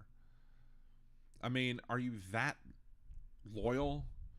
I was talking to another friend of mine, one of the people who, she was having a conversation with somebody who she works with, or whatever, who happens to be Republican, and who just was basically talking about how Republicans just stay loyal. They say, they don't really care how much they get abused. They will continue to get abused and they'll stay loyal, even if they're voting against their best interest. They just feel as if they have to stay loyal no matter what. I remember when, again, go back to my congressional election in 2004. I asked one of my coworkers at Baptist Hospital. She was, a very intelligent woman. She was the charge nurse often when I was working. And I was like, yeah, I'm running for Congress. I'd love to have you vote for me if you're in my district. And she was like, I have to vote for who the Republican Party tells me to vote for. No, you don't. You have a mind of your own. Vote for who you feel like is the best candidate. I have to vote for who the Republican Party votes for. Are you kidding me? Like, you're not going to hell because the Republican Party tells you to vote for somebody, you don't vote for them. Like, give me a break. That's stupid.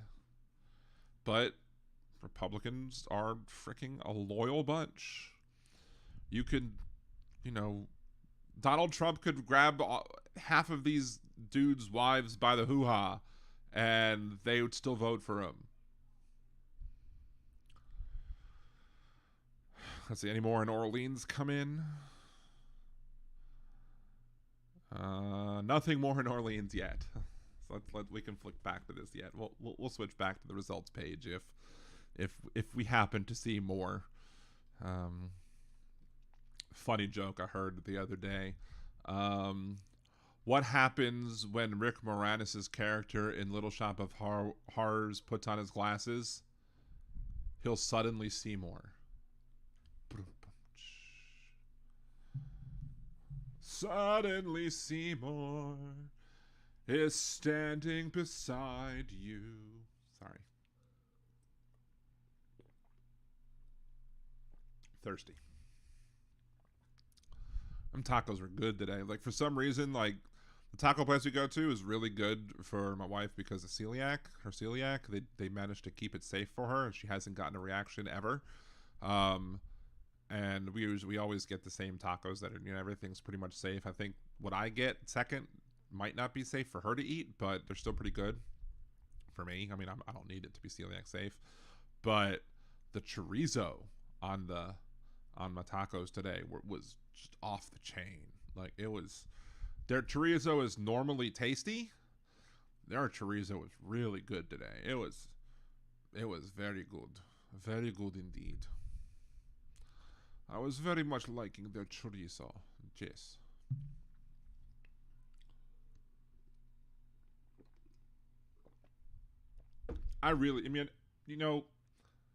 While I'm not going to agree with Jeff on the whole thing about the Orleans Parish numbers, because I really don't buy into Jeff's conspiracy theories. I have my own conspiracy theories that I deal with. But yeah, I would love to see the numbers come in a little quicker, because I don't necessarily want to be doing this for like 4 hours today or even 3 hours today. I would like to get this done at some point much more quickly. Anyway, so let's go back and see if there's any more numbers in the governor's race. Hello, governor. Every time I go back to the governor's race and I go, you know what that means. That means that Landry's numbers have gone up a little more. Let's see what any of the other whatchamahoozits are saying in the governor's race. There's no WWL does not have a check by anybody, which is a good sign. Or let's see, I need to refresh that page.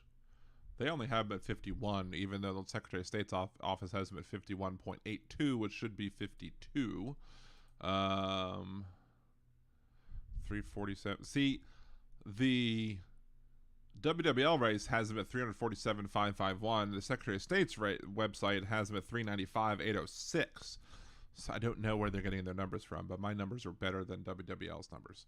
So WWL has projected that Billy Nungesser is the winner. So there's that.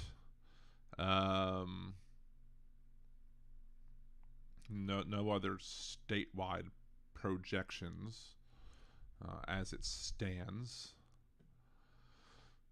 Let's see what else.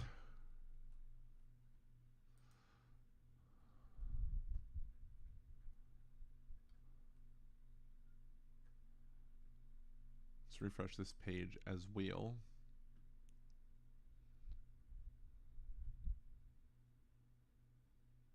See, this one's, let's see, 892. This one's different as well.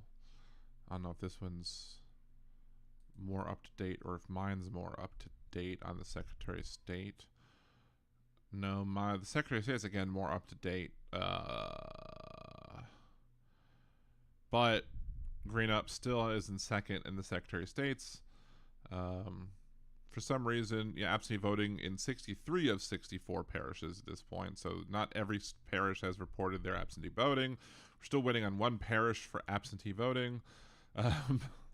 Which parish is that? Which parish is dilly-dallying on absentee? Who is the oddball out? One of these things is not like the other. One of these things does not belong. We're just going to scroll, trying to find... There we go. Iberville Parish has not yet reported their absentee ballots. Iberville, what are we going to do with you? You're voted off the island. Yeet. But it does look like some votes came in and brought Landry's overall percentage back down a smidge. So now it's down to 51.29 instead of what it was prior, which is good to see. Schroeder's still below 6. Lundy's back below 5. Wagsback's still at 6.12. Sharon Hewitt's 1.78. So everyone else is pretty much the same. We're just trying to see if Wilson, again, let's see, results by parish. What about Orleans? How many Orleans parish numbers are we waiting on? And what are the precincts that we're waiting on as well? That's the question. We still have 237 precincts to come in from Orleans. So that's a good chunk. There's a lot of votes to come in from Orleans, I think. And I think a lot of potentially big precincts. I'm not going to be like Clancy Dubose and know exactly which precincts have yet to come in. I'm not that much of an expert, but with 237 precincts yet to report, that's a good chunk. That's a good chunk. So we still have more numbers to come in. And then we also have East Baton Rouge Parish, 151 of 328. So that's still half of the precincts to come in. We still got a good chunk to come in. Wow. East Baton Rouge Parish. That's definitely interesting to see, because East Baton Rouge Parish, you have 20,000 for Jeff Landry and 28,000 for Sean Wilson. So East Baton Rouge Parish might have a lot of Democrats in it, but it might not be as much of a Democratic stronghold, I guess, as Orleans is, where Orleans only has like 3,000 votes for Jeff Landry, where it has 27,000 votes currently for Sean Wilson, but with only precinct-wise a third of the vote in. So because we have 237, so yeah, it's about a third of the vote in. So you still have 2/3 of the vote of the precincts that are 2/3 of the precincts are outstanding. That's not including the absentee. So what did the absentee have? Results by precinct, absentee votes. Scroll down to absentee voting. Early voting represented half of the current voting that's in. So there's 20,000 votes that are in. If the parishes, if the precincts are the same size, which I'm not saying that they will be, if the precincts are the same size, and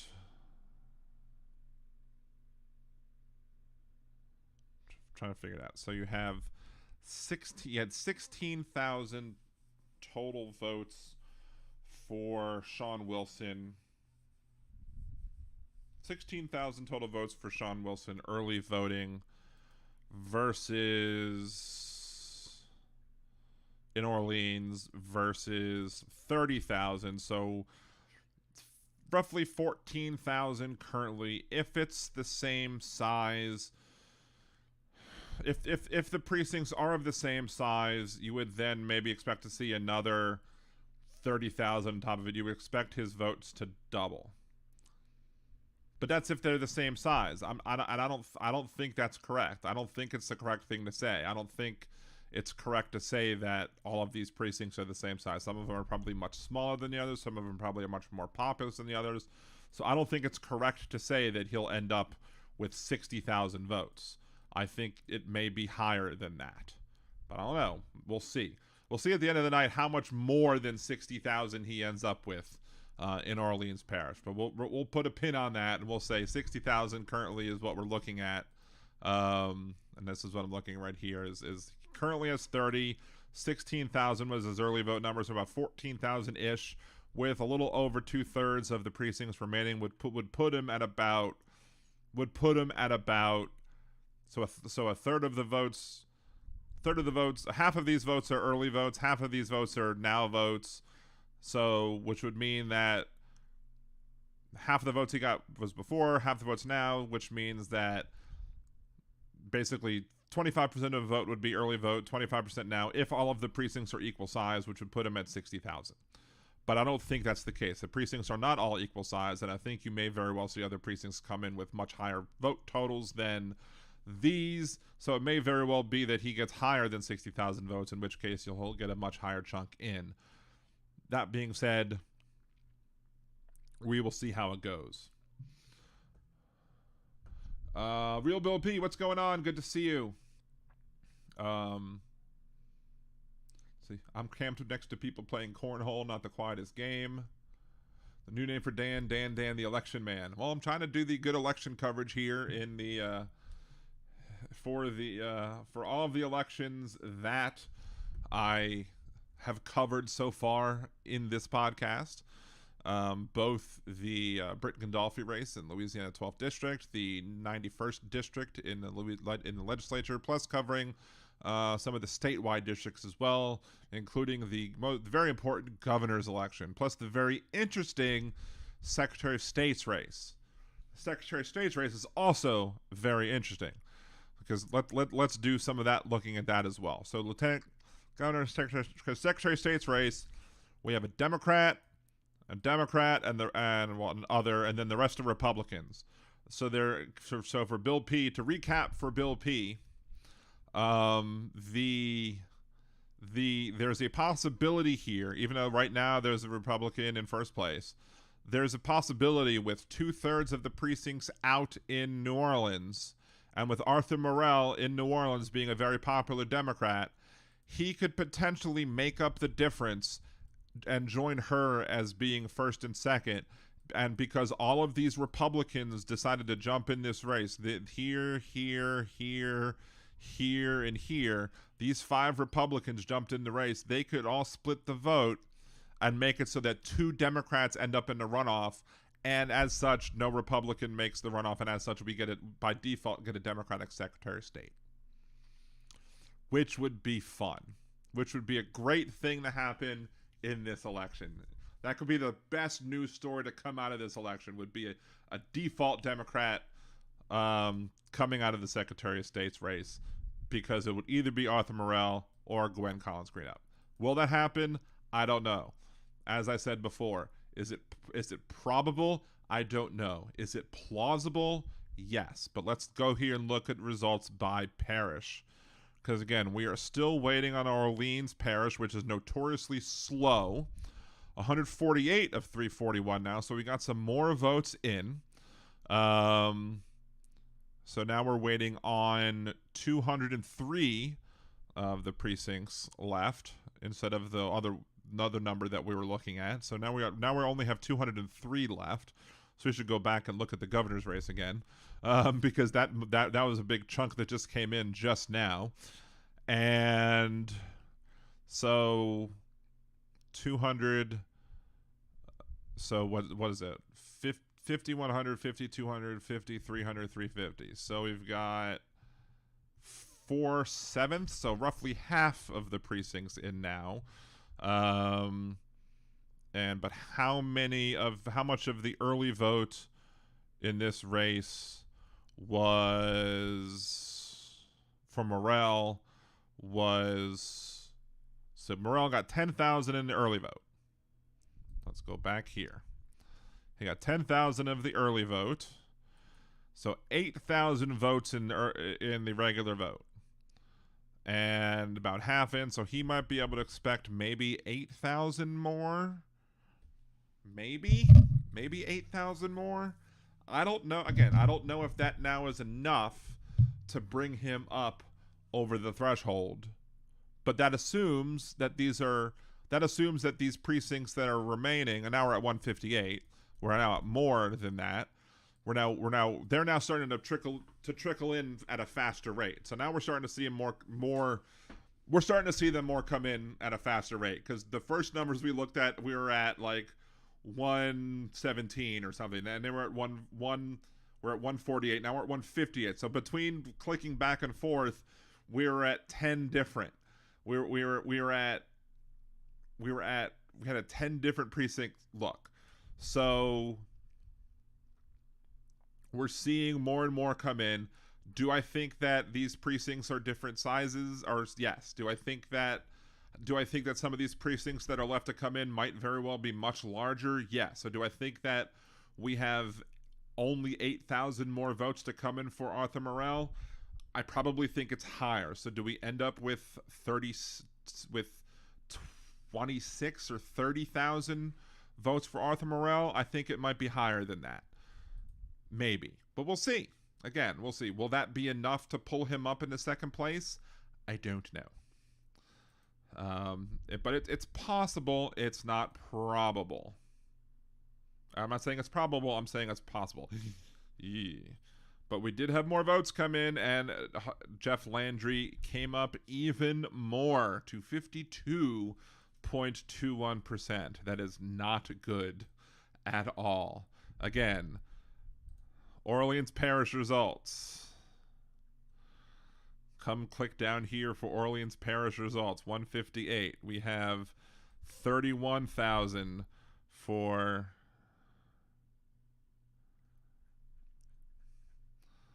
And we had 31,000. We had 16,000. We're at double that now, so almost 32,000. With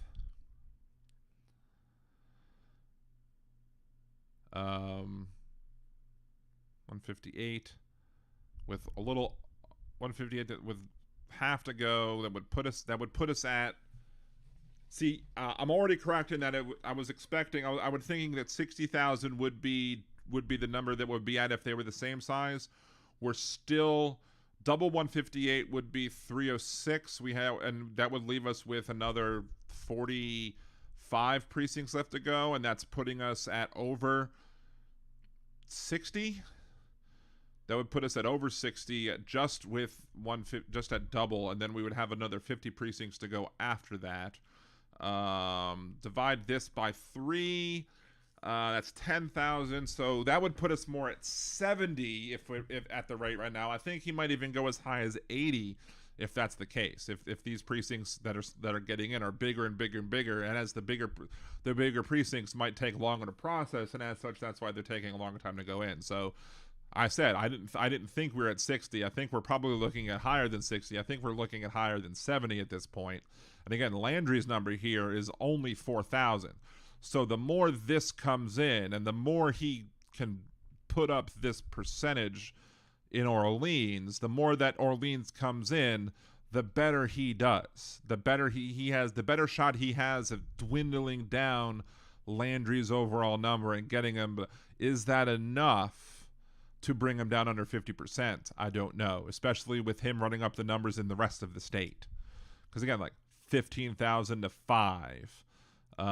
Even in small parishes, 4-1, 1,300 to 510, 3,500 to 902, 5,000 to 441, 4,000 to 1,600, 6,500 to 3,083. What about East Baton Rouge? How does that look? East Baton Rouge Parish. I mean, he has the lead here with 28,000 to 20,000, but still, it's not that big of a difference. That's not harming him that much. You have some parishes here, like East Feliciana. It's not that big of a difference. But here, Evangeline Parish, almost 5,000 to 1,500. So all of these smaller parishes where he's 11,000 to 3,000. So almost 3 to 1, almost 4 to 1. 30,000 to 1.5 to 1. Jefferson Parish. Jefferson Parish does have a good chunk of the African American community, and there's a good chunk of the 2nd congressional district that's gerrymandered into it. Lafayette Parish, 29,000 to 11,000, so almost 3 to 1 that one. Lafourche Parish, 12,000 to 2,000, 6 to 1. LaSalle Parish, 3,000 to 177. How many families in that parish used to own slaves back in the day? I'm sure a good bit. Livingston Parish, 23,000 to 2,600, almost 9 to 10 to 1. You have a lot of these parishes. That Plaquemines Parish, 3,000 to 8,400. So you have a lot of these parishes that are heavily conservative, that are voting for Landry, that are not voting for him at all, that are not supporting Sean Wilson at all, and will never. Acadia Parish, 11,000 to 1,200. 12, 24, 30, 48, 60, 72, 84, 96. So 9 to 1. Like this one, Ascension Parish, 2 to 1. So you have but they're all small as compared to Orleans. You know, Orleans Parish, how many votes are in right now? Orleans Parish has 43,000 versus, like, you know, Washington Parish is you know, half the size. Jefferson Parish is big, but then again, Jefferson Parish, how many here's the thing. Here's one of the things that could save Jeff Landry. I guess here's one of the things that I didn't talk about that I could talk about. Here's one of the things that could save Jeff Landry's butt in this race. What's up, Tim Farrell? How's it going? You see this number? I mean, this is almost fully reported right here. So you can't necessarily look at this number here with the 76,000 versus the Orleans Parish number of 43,000, because again, this is only half the precincts. This is all of the precincts. What may very well save Jeff Landry's ass in this election, what may very well cause Jeff Landry to win, is that not only do we have statewide elections in the state of Louisiana right now, we not only have statewide elections with, you know, the legislature, the governor's race, and everything like that, but we don't have, like, congressional elections to bring out people, like, to vote for Biden and stuff like that. But Jefferson Parish, which is more conservative than Orleans Parish, I don't know about any other parishes, and I don't know if other parishes have local races as well. St. Tammany May, which is also a conservative parish, more conservative than Jefferson. We'll look at St. Tammany in a second. Jefferson Parish is having all of their council races as well. That could be why you're seeing these numbers in Jefferson. These numbers in Jefferson are high and could very well be higher than Orleans turnout-wise, because not only do you have the statewide races, you have the parish races. So people are coming out to vote for the parish races and for this government and for the statewide races, and as such, you're seeing a good turnout here. So you're seeing Landry being helped much more than Wilson being helped out. Conversely, you have a lot of other races where you have no Democratic candidates because the Republican automatically won. So in those races, you're not helped because there's no reason for the Democrats to come out, except if they're tempted to come out, just to come out for the governor's race. Because we have a state party chair who doesn't know what to do. Again, let's go look at St. Tammany Parish and see how that's going. St. Tammany Parish, 56,000.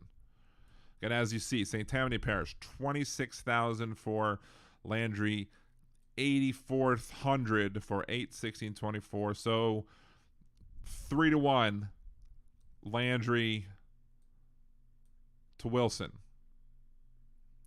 And I think St. Tammany also had council races in this election term. Meanwhile, Orleans Parish did not have council races this year.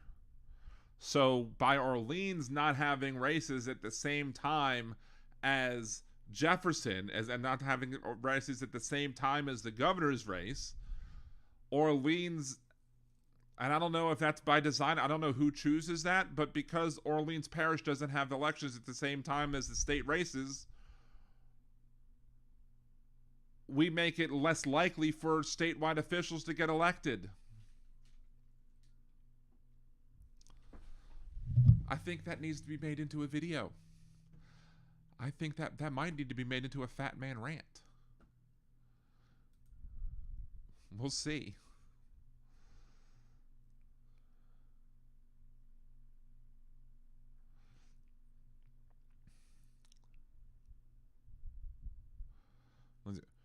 Let's do a Google search of that.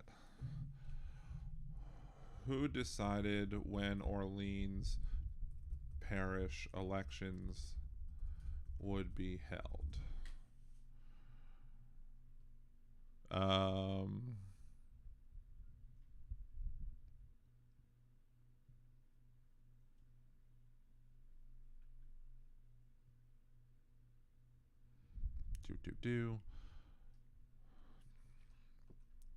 Who decides when Orleans City Council elections will be held?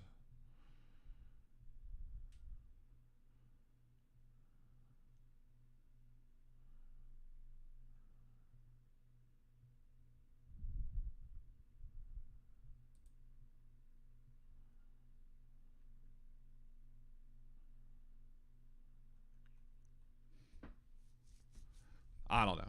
Maybe we'll make a rant about it at the end of this video as we determine what's going on, because I'm thinking that New Orleans needs to change its election. New Orleans needs to change when its elections are held. New Orleans needs to adjust its elections to be held at the same times as the governor's elections, because by not doing so, we hurt the statewide elections. Because by not having an election at the same time as the governor's race, we hurt the get out the vote process. We make it so that we harm Democrats statewide by not having our voters come out at the same time to be able to help the governor's election, to be able to help all statewide Democratic candidates. It's as simple as that. We need to change our elections to make sure that they're equal, they're lined up. I don't know if we do it. I don't know if that would be up to us or not.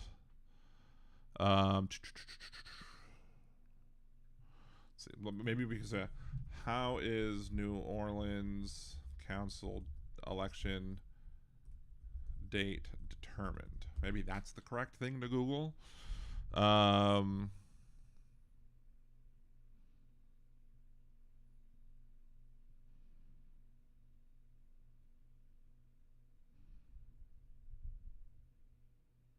don't know. I'm not Googling the right thing. I am not Googling the right thing. I don't know where to find that, how to get that. So, oh well. Well, maybe we'll look that later, because I don't want to make a stupid video and sound stupid. Eesh. Just more eesh.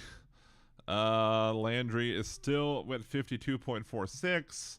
Sean Wilson at almost at 25%. Races have been called for none guesser. Arthur Morell's not there yet. Lindsay Cheek is still in second. Granger and Fleming look like they'll be going to runoff probably. Again, let's look at Secretary of State's race for the Secretary of State's website race for Secretary of State. Let's look at Orleans. How many? We're at 161 of 351, so we're still waiting on 190. Yeah, we're still waiting on 190 precincts. So there's still a big chunk of votes to come in on there. So it's way too early to prognosticate as to whether or not Landry's going to walk away with this in the first or not. There's still enough votes to come in there to say, yeah, we got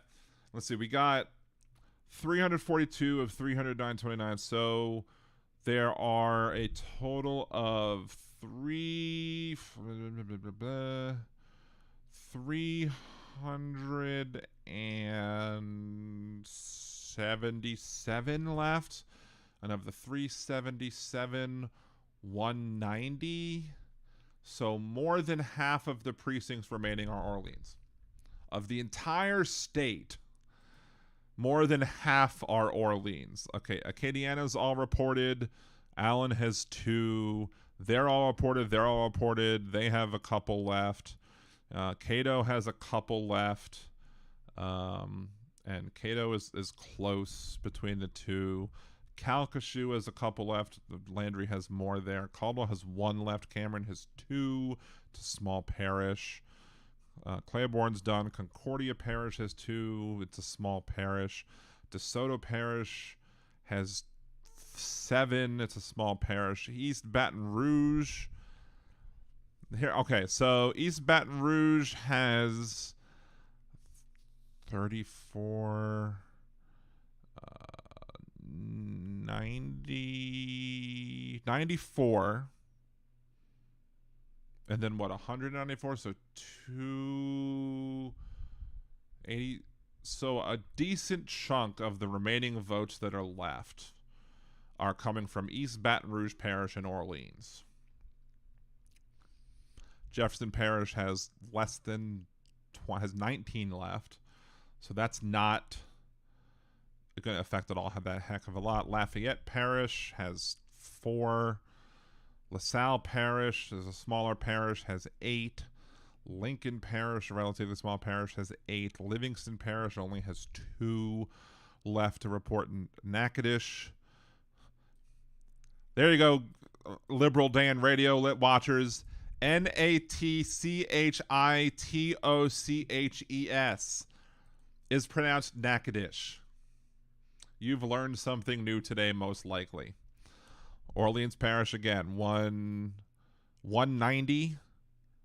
It was 190, and then East Baton Rouge was 194. Is that right? 190, 194. So 384.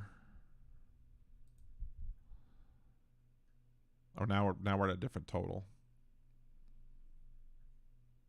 So it's a 3. So most of the results that we're waiting for are from East Baton Rouge Parish and from Orleans Parish, which means that Sean Wilson has everywhere to go but up. For the most likely. I mean, I'm not going to say that he can make the difference up and he can bring Jeff Landry down to below 50%. I don't know how populous those districts are that are remaining to be counted, but all we have to say is that of the precincts that are remaining, they are from the most populous parishes. They are from the most Democratic parishes. And they are from the ones that Wilson is winning. So if Wilson has any chance of coming and forcing a runoff in this election, it's a good chance with the precincts that are left as I'm seeing them, hypothetically speaking wise. Again, is it plausible for him to force a runoff at this point? Yes. Is it probable? I don't know. Let's see. Let us see what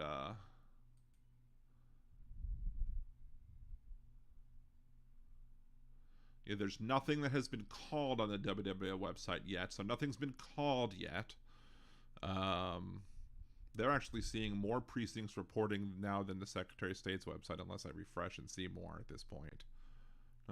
No, now we're at 3666. Oh, and see, look, 51,000.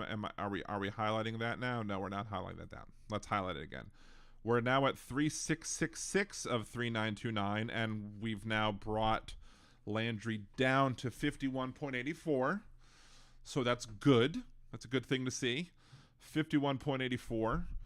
And we have, so what's this? 263. So you have 263 precincts left. East Baton Rouge only has 24 left.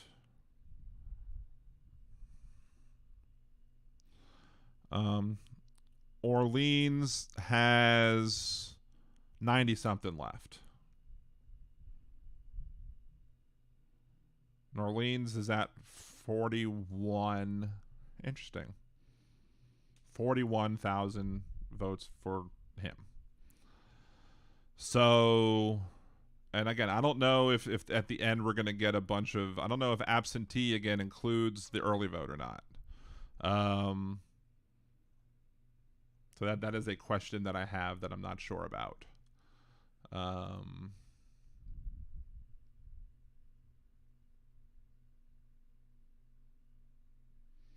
yeah, if we're looking at these races, WWL, St. Tammany had a parish president election. Jefferson Parish had, oh, okay. Oh, he ran in that election too? Hilarious. That's freaking hilarious. I knew one of the people who ran in the Jefferson Parish Council at Large Division A race. And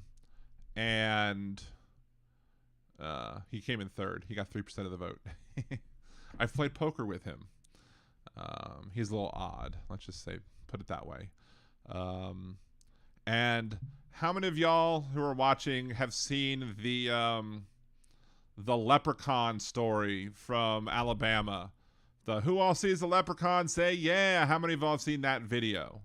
Let me know.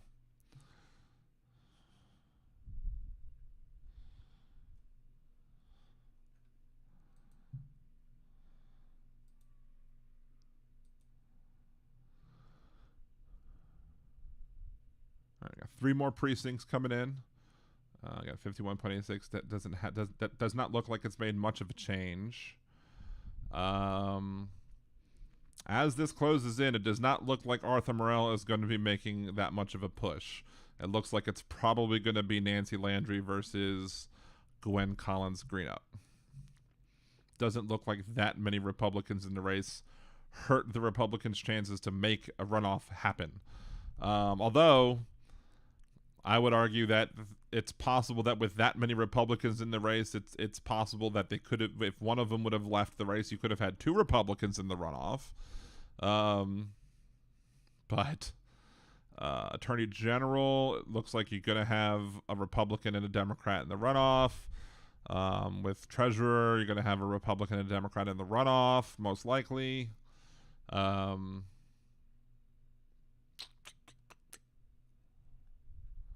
We're still waiting on this. So we're going to refresh this page one more time to see if any more absentees came in.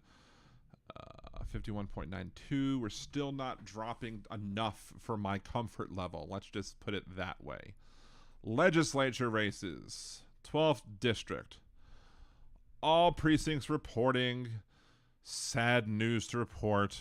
Beth Mizell wins. So that means Britt Gandolfi loses, and I am sorry to say. She got 12.52% of the vote, 3,842 votes. You know, I appreciate the fact that she ran. She is the candidate that the district needs, not the one she deserves. They deserve, I guess, for failing to vote for her. I hope she runs again. I hope I know she has a bright future ahead of her.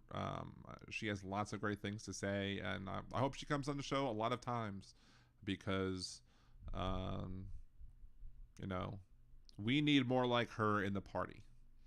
We need more like her fighting for the causes that need the good fight fought for, if that makes sense.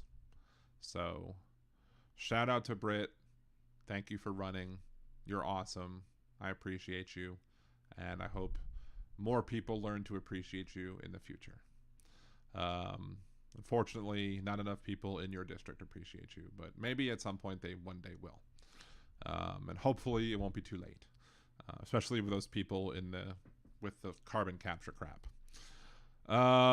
So I do, sorry, but again, you did great. First time run, very, very hard, as you said.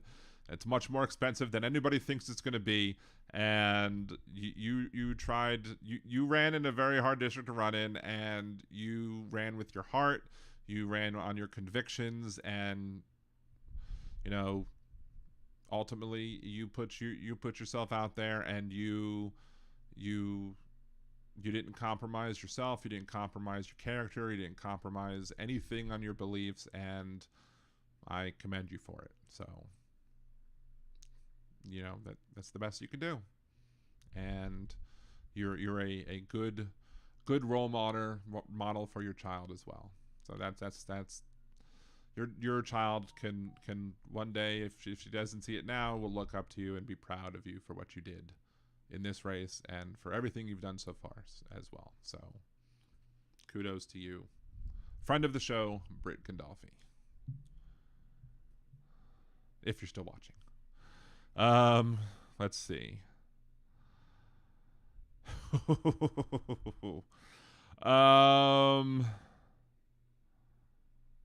State Representative, 91st Congressional District.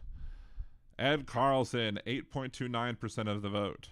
Madison O'Malley, 25.55% of the vote.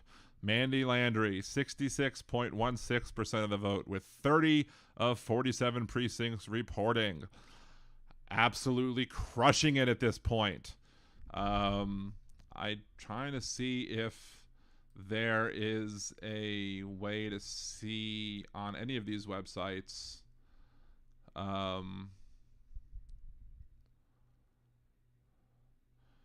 They have not called it for, let's see, Orleans Parish hot races, 91. They have not yet called it for Mandy Landry, but 68% reporting according to this. They say 32 precincts reporting. They have more precincts reporting on this than this one does. This only has 30 precincts reporting, but with a total of 5,700 votes cast, Mandy Landry has 3,781 of them. Is there any precinct? I want to see right now if there's any precinct that Madison O'Malley won at all. Currently, no. Let's see. Do we have this open here? Yeah. No.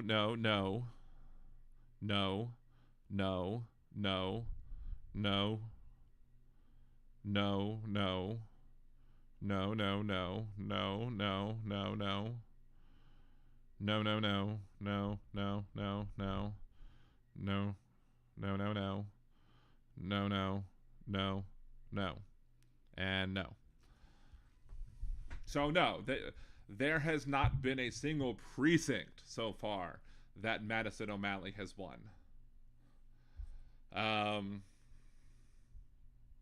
So I think well, I could just tweet that on here. So because that's just fun. That's just a fun fact. Let's see. Copy that. Why am I beeping?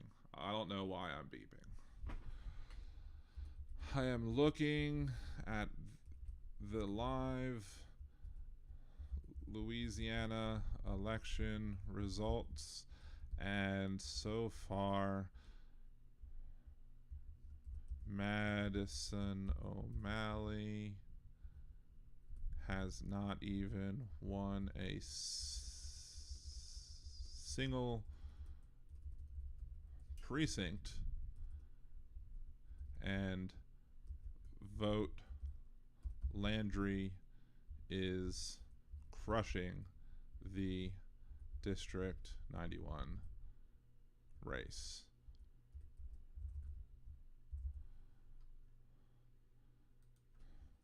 Join me on YouTube for the rest of my live stream.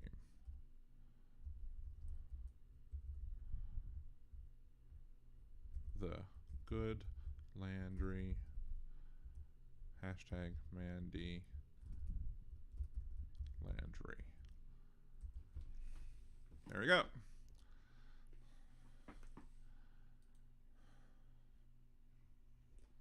Not done yet. Okay. But we'll see. Maybe soon.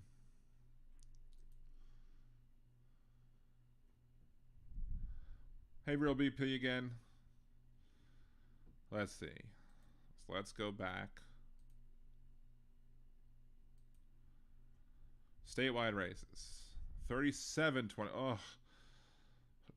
Jeff Landry up more. 52.03. Ugh. Again, let's go back to the state. Let's go to Orleans. That's the Orleans and East Baton Rouge are the most important ones. We have rating on 24 more precincts. Again, I don't know how populous those precincts are. We're waiting on 97 from Orleans. Again, I don't know how populous those are.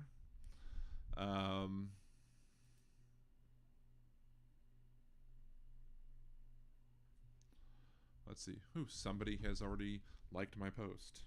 Let me message Cassie, because Cassie might know the answer to this.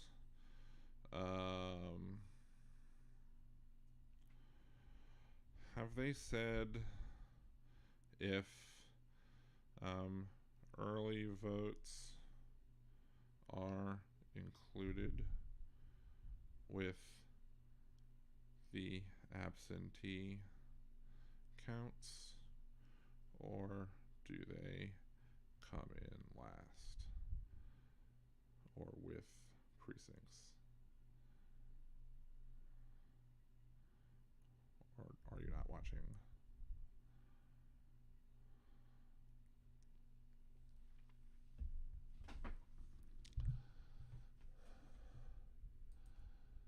Trending Louisiana. What's trending in Louisiana? Just the elections? Yeah, just people telling people to vote.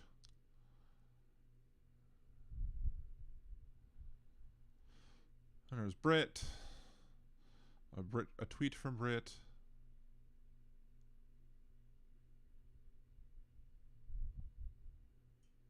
Not voting is not a protest, it's surrender. Yes, exactly.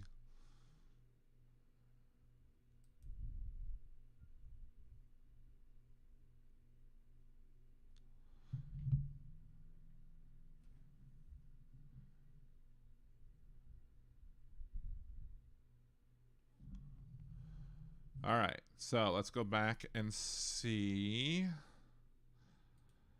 how we're doing. 37-29 out of 200 precincts left. So 200 precincts left, and we have to get Landry down 2.03%. That's what we need. Not even 2.03%. 2.02% and then one vote, or just 2.02%, and that's it. Whatever brings him down to 50% minus one, or not even below 50% plus one. That's all we need to get him down to that level. But like you see, he seems to be taking the votes away from these guys. Like he's taking the votes away from Republicans to add up his votes. Like he's not even taking away the votes from Sean Wilson. The people are from the Republicans seem to be voting smartly. Like, they seem to be voting saying, look, they might have liked John Schroeder. They might have liked Wags back. I mean, I don't know why they like Wags back, but they might like Hunter Lundy. They might, I mean, Sharon Hewitt's been roughly the same the entire time. All these other also-rans. And I'm not usually a big fan on the name also-rans for small races, but for governor, no. Like, I can get why a Sharon Hewitt might have ran simply because of the fact that she has name recognition. She's known politically. She is a known quantity politically in the state. I mean, she only got 1.7% of the vote, but she's a known quantity in the state. Period. Like, if you discuss Louisiana politics, you know who Sharon Hewitt is. Done. Like, I didn't know who Hunter Lundy was before the race, but I saw his commercials. Fine. I knew who Stephen Wagsback is. I mean, I think it's stupid Wags. Know who John Schroeder is. Knew who Jeff Landry is. I know who Sean Wilson is. So all those people running, I knew who they were. I don't know who Danny Cole was, but he managed to get 2.6% of the vote. Fine. All these other people, Patrick Barthel, Benjamin Barnes, Xavier Ellis, Ketron Gagnon, Jeffrey Istry, Jan John, Richard Nelson. I mean, I do know who Frank Skurlock is because he's local to New Orleans, but there's no reason to run.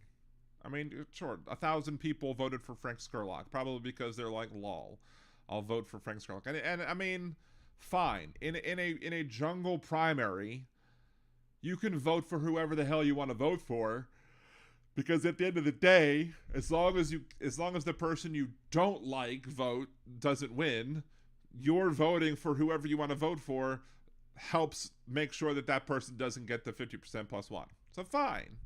I mean, the only time that we're voting for whoever you want to vote for doesn't work is if you have if there's 3 big people and you want to make sure that the worst of those 3 don't make it. So in which case you got to vote for the other 2, one of the other 2.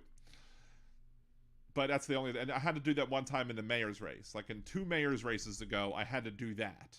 And in reality, I ended up voting for Cantrell because people had good things to say about Cantrell. Even though there was, I think, somebody in the mayor's race who I liked more than Cantrell, but I really didn't like one of the other 2. So I wanted to make sure that person didn't make it. So I was like, okay, I'll vote for Cantrell to help make sure that this other person doesn't make it. And that's what happened. And then the other person that made it in the runoff was a Democrat who gladly accepted the Republican endorsement, and, well, that was disgusting too.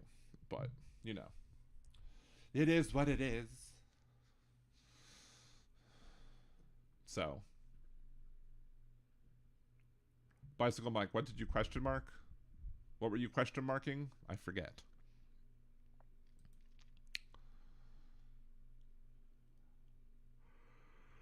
$37.46, 52.4%. It's not looking good. Uh-oh. I got Mike Francis creeping up on Gwen Collins Greenup. That's another problem. See, we have more votes coming in from Orleans, I think. So, but again, Orleans should be someplace where Morell gets more votes, not necessarily where, I mean, she's getting a good chunk of them, and he's not. So, I mean, both of them are getting a good chunk of these. Here is Morell's problem. He's not getting enough of these votes to come up. She's getting enough of these votes to maintain her second place position. That's not helping him at all. So, again, we're waiting on still, 97 at this point? Hey, say how, what's going on? Yes, it's me. I am doing live Louisiana election coverage plus some other political commentary when I have the time. As I get lulls in the break, but precinct information is coming in pretty fast, and I'm trying to prognosticate as to what the results might be because of it. And unfortunately, friend of the show, Britt Gandolfi, lost her race, which is sad because all 87 precincts are reporting. Beth Mizell won. Britt came in second. But again, we congratulate and thank Britt for being a friend of the show. We congratulate her for everything that she does, and we need more people like Britt running for office because she's awesome. We do, friend of the show Mandy Landry, however, is absolutely crushing it. And so far, again, I think that's the same number as before, 30 of 47 precincts reported. We went ahead and took a look at the precincts, the precinct totals, and turns out that Madison O'Malley has not won a single precinct.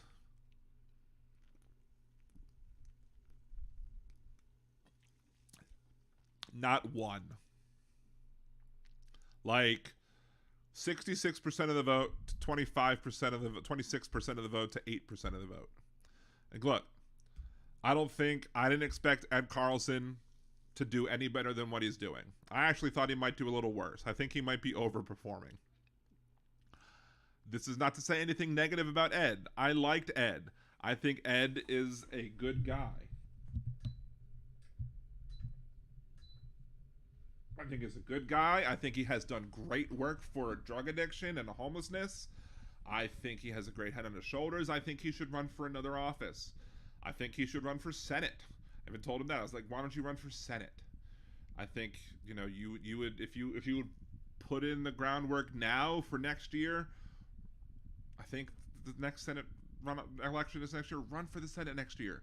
Get the ball running now. Run for the Senate. He has international connections. Like, he should be, and he has national connections. He knows people nationwide. He should be able to leverage those connections to be able to get a senatorial run going. I would think so, at least. But,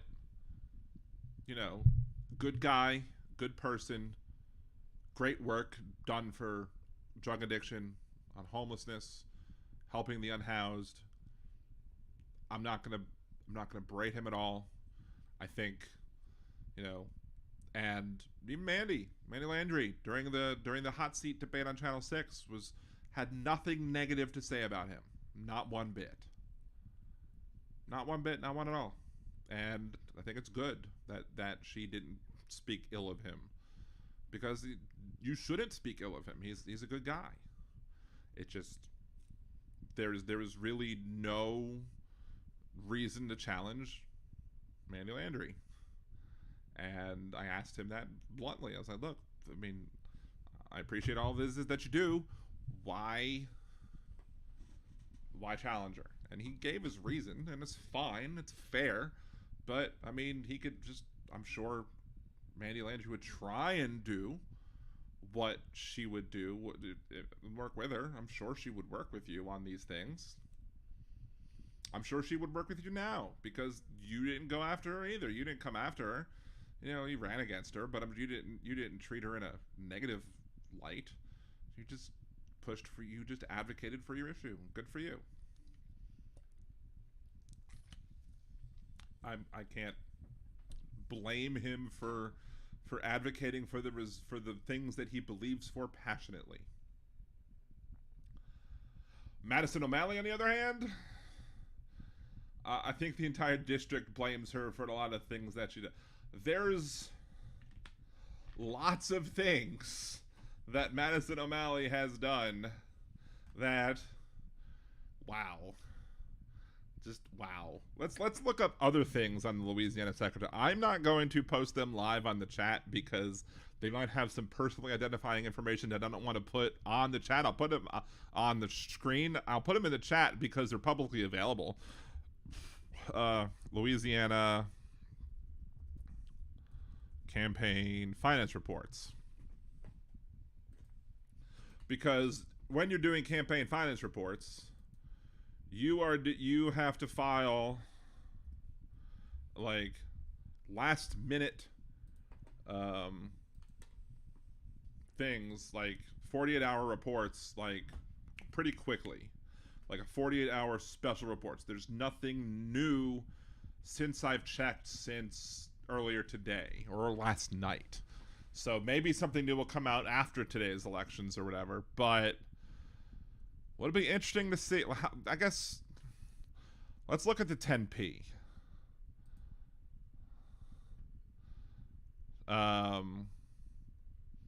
Which is the 10 days prior election, just to see how much cash was on hand.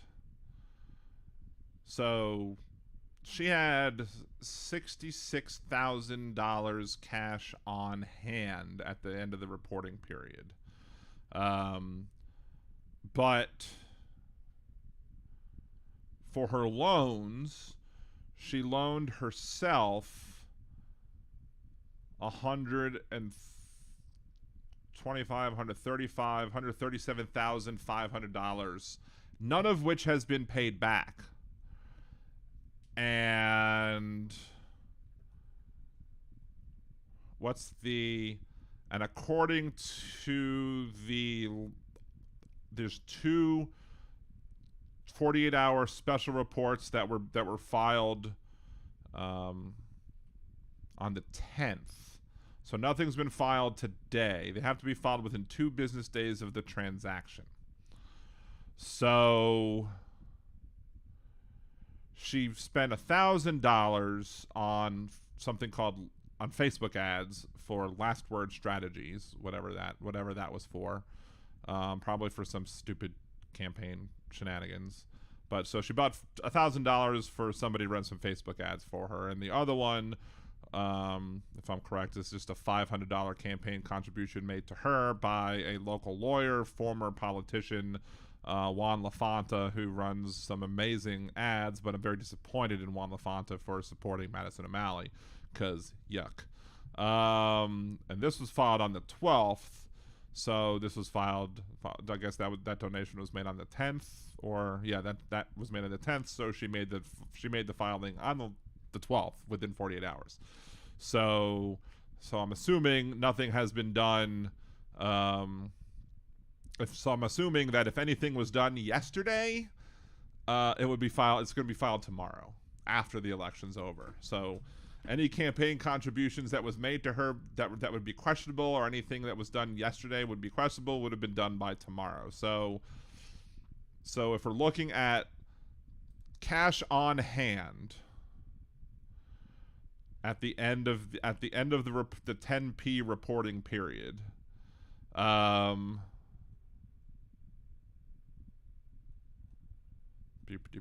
is that? Where is it?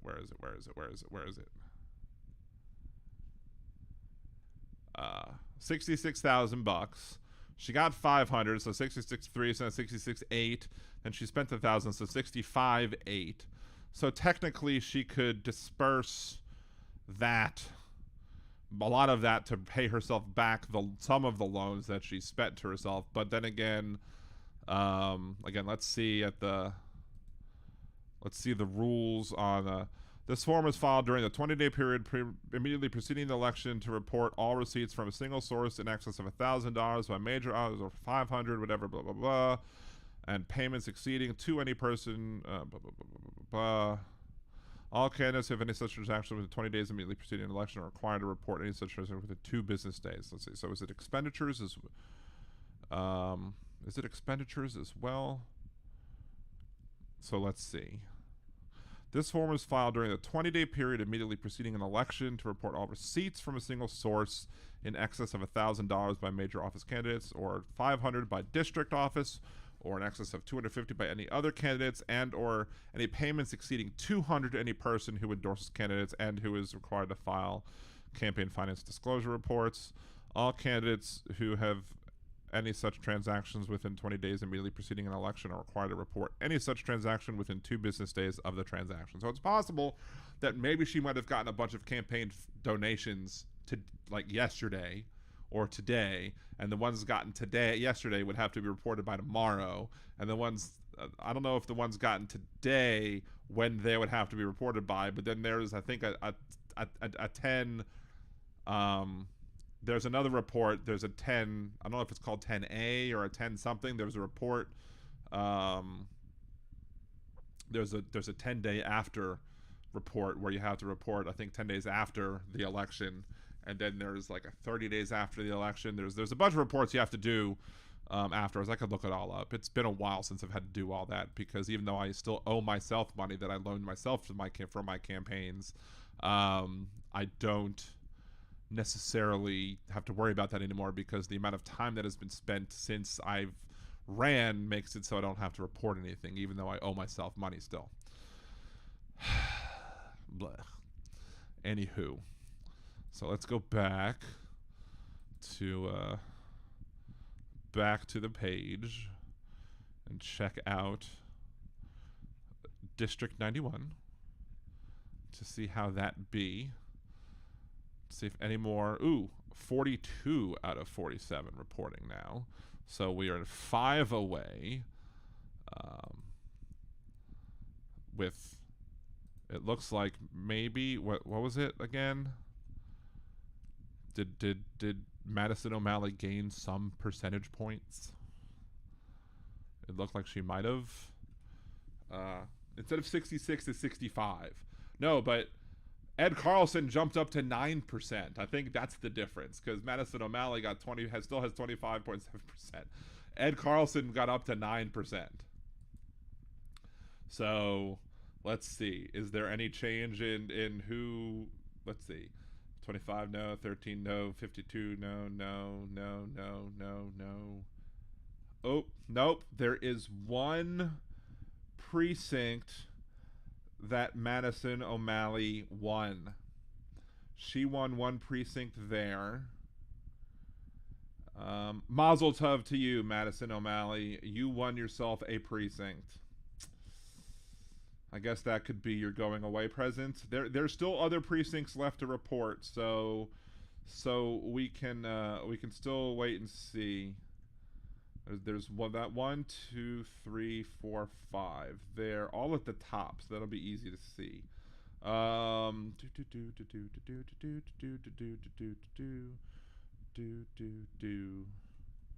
right, so that'd be interesting. So the precinct that she won and it was like 28 to 21 to 13, so it was kind of a small precinct. It's precinct 1013. So let's look at, where is precinct 1013?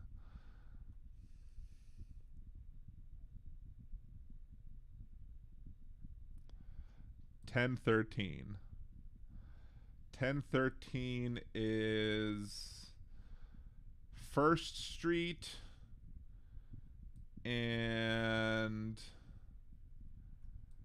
bounded by First Street, close to Claiborne, close to Ferret, by the Hurdat Kitchen. What else is there? Simon Bolivar. Is that where my friend lives? That's crazy. Felicity Street. I think it's right. It's not. So I think it's a predominantly African American neighborhood. Yeah, it's very close to where one of my friends lives, I think. It's predominantly African American. There was a very big push amongst African American politicians to somehow say that Madison O'Malley was somehow the African American candidate, even though she looks like the wife from Ricky Bobby. I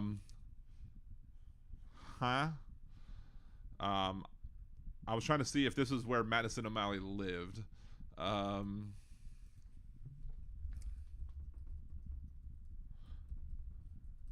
Because she only gives her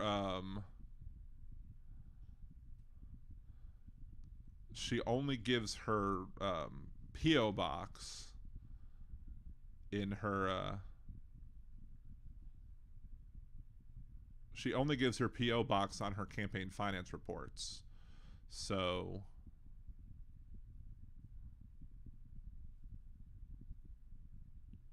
don't think this one says where. I don't think this article is going to say where exactly she lives.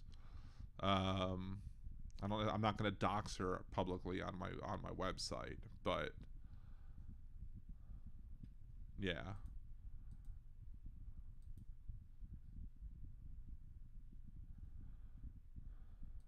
Anywho. Ooh, we have a caller. Is that our friend? Hold on. Let's let me wait a second. Just let's see if more votes have come in on this one yet, just to see if I can close this one out. Have we? No. 1, 2, 3, 4, 5. We're still waiting on the 5. Let me see. Just also with the gubernatorial election results, statewide races. 3887 of 3929. Has any of the state sites? Nobody has yet called the race for governor yet. Although this WWL has called the race for Jeff Landry. So it looks like we are going to be stuck with Jeff Landry as governor, and he won it in the first. That's terrible. That is absolutely terrible. You know why that's the case? Because we have a terrible Democratic Party chairperson. And also we run Democratic Party seats. The Orleans Parish races should be run at this time as well. I don't know how to fix that. I don't know if that's a decision that the city would have to change, or if the let's see. New Orleans charter elections. Let's see. New Orleans charter. We'll get to you, caller. Hold on. New Orleans charter text. Home rule charter of the city of New Orleans. I can't believe frickin' Jeff Landry won it in a damn first. Election date. Let's see.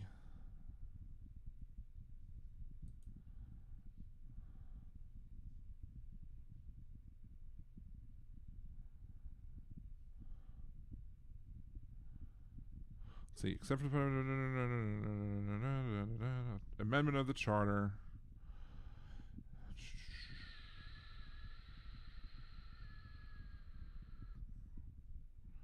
That's just amendments of the charter. Elections.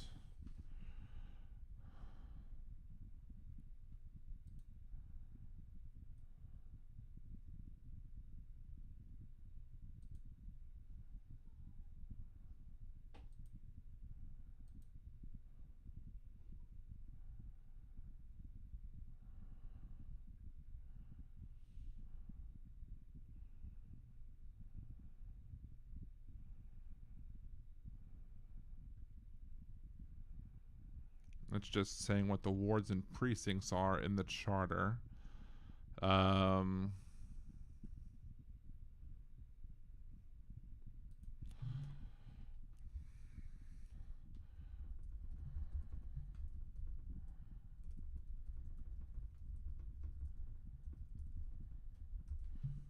don't know. Let's see.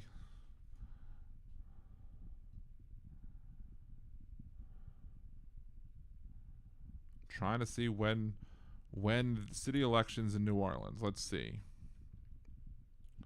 City of New Orleans held special elections. Blah blah blah. No.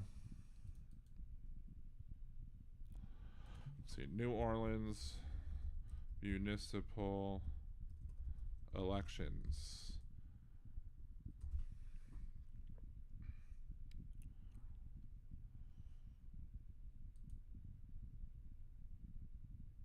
I don't want special elections. I want regular elections. Pain in my neck. Let's see. Hot races. Have they finally called it for Mandy Landry?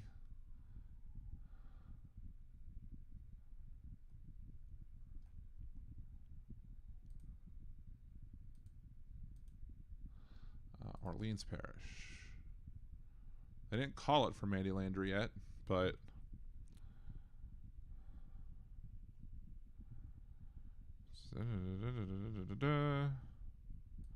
municipal.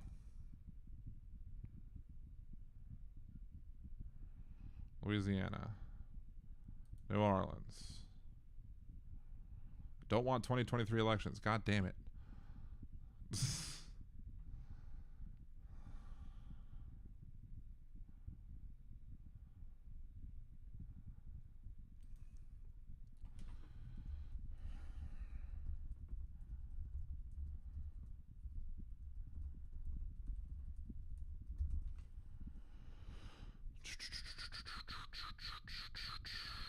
Orleans Parish only. Let's see.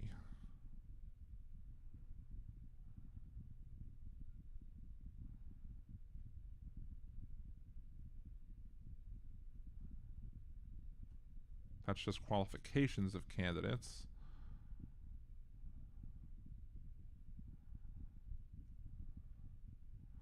So maybe it's Louisiana Secretary of State. Louisiana Secretary of State, New Orleans mayoral elections.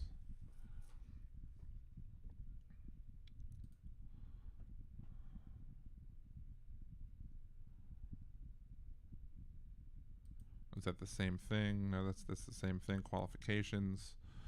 Ugh. I don't know. I might have to look this up and make a rant about it later, but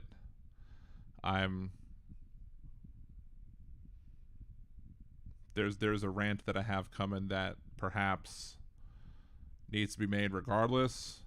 Maybe I can word it differently because this is ridiculous.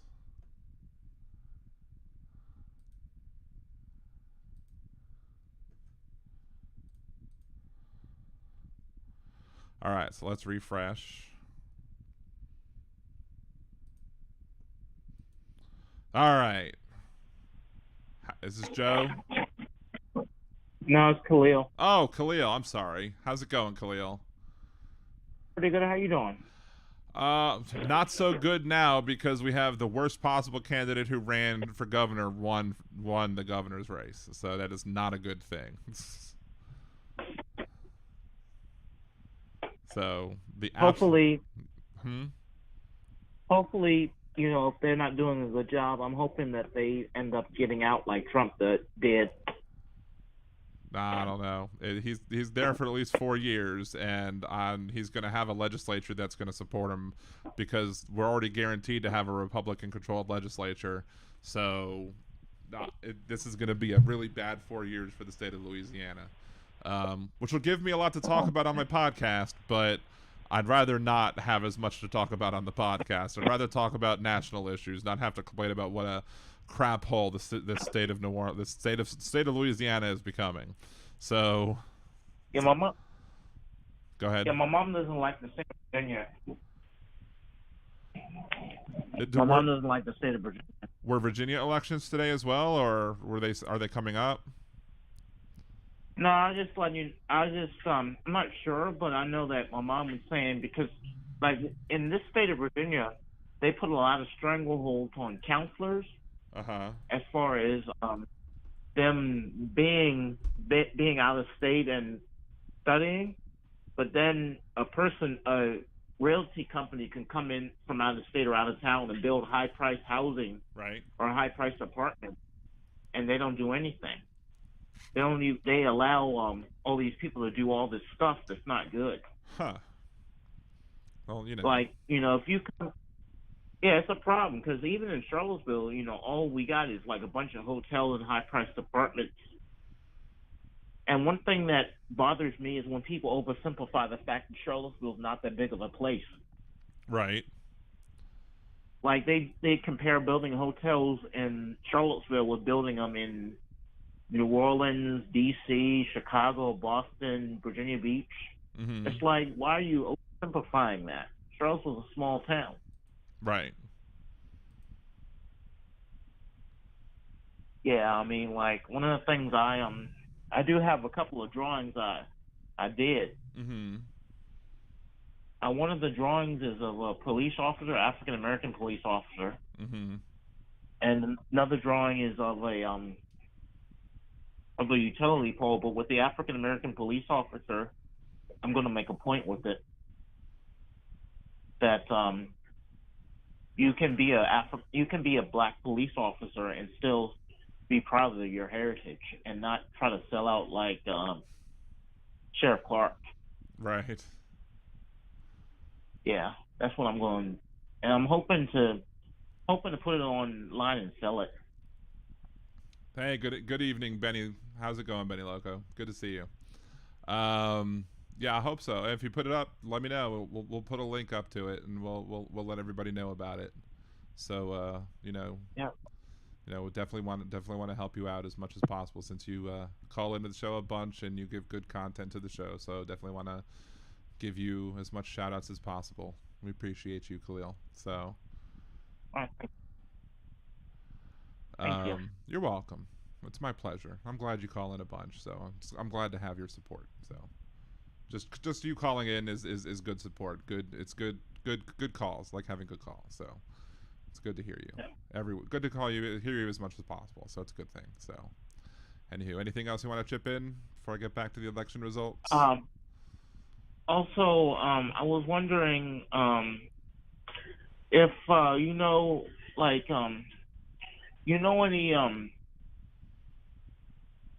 sorry about that. One of the things I noticed is, I don't know if you noticed this, but when there's protests, you got people like with armbands and people in suits and stuff like that. Mm-hmm. Like I was at Occupy DC, and there was a woman in a dress in a business jacket. Mm-hmm. And then there was another one in a business jacket, but the majority of the people there that were there were not in business jackets. And basically, I was told that sometimes they've had plainclothes police officers go and make sure everything goes smoothly at the park. Mm-hmm. So that could have been what that was. Maybe. Because they were helping me clean up, and then not only that, they were talking to the police officer, the uniform one. Never know. Maybe. Yeah. All right. But have a good night. Well, thank you, Khalil. As always, it's good to have you call in. Appreciate you, and you have a good rest of your weekend. You too. Awesome. Bye. Bye. As always, it's Khalil, and hopefully we'll get the link to get liberaldanradio@gmail. If you want to send me your link to whenever you have anything to put up, be more than happy to share it on the webpage at liberaldan.com, and also be happy to put it in the chat whenever we have the podcast going on, to let everybody know what you got going on. So bad news is, of course, that we have a Republican governor elect in the state of Louisiana. The voters have failed us. We have managed to, but the voters have failed us. But I do have a little bit of a rant on that, so I'm going to give that right now. So it appears that the election has been called for the state of Louisiana, and Jeff Landry is going to be our governor for the next 4 years. And one of the things I noticed during my election coverage is one of the things that helped Jeff Landry is the fact that Jefferson Parish had its council elections at the same time, which made me wonder, why doesn't Orleans Parish have its elections at the same time? If Orleans Parish would have its elections at the same time as the gubernatorial elections, it would help our statewide candidates during that election time. But no, instead we have our elections at a different time. So I tried to look it up. It's not very easily found, so I'll have to say that I'm ignorant on this fact, and I'll try and look it up. But there's either two ways that it's either set. It's either set at the state level, which if that's the way it needs to be changed, then I have no faith in it being changed. But if it's at the city level, the city needs to vote, and the city needs to change the dates of the elections and put our citywide elections at the same time as the statewide elections. Because that way we can have more people coming out to vote that will encourage more people to come out and vote. And as such, it would not only help get voter turnout in our citywide elections, but it'll also help get voter turnout for the statewide elections and help our statewide Democrats get elected. But no, instead, the statewide Republicans got aided because you had Jefferson Parish elections today, you had a St. Tammany election today, so the Republicans had other elections where they got to get out and vote. Meanwhile, we didn't. And that's one of the reasons why you are now seeing Governor-elect Jeff Landry. We need to do, if it's possible to do something about it, we need to do something about it now. What? Okay, you can. Let me just turn off the XSplit a second, just in case Thomas happens to be seen, because he's in his shirt, but he's also in his underpants, so. I waited for you to be finished. I'm not even finished my. I appreciate you waited to me finish my rant. I appreciate that a lot.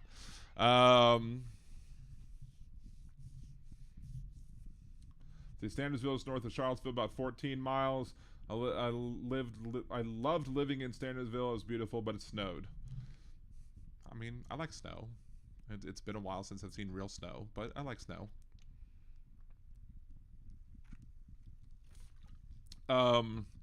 Let's see. I have another rant to make, so let's do that before I get the 5 minutes left, because I technically have 18 minutes left on my blog talk chat, even though I'll still keep going just to make sure I go until the Mandy Landry race is called, because I want to be petty about, because Madison O'Malley did win one district. Mazel tov, Madison O'Malley. That'll be another video that I create. Will be congratulations to Madison O'Malley for getting one district. You did it, girl. You get it. You got it. That's your victory that you can claim. You won a precinct. One precinct. Mazel tov. Anyway.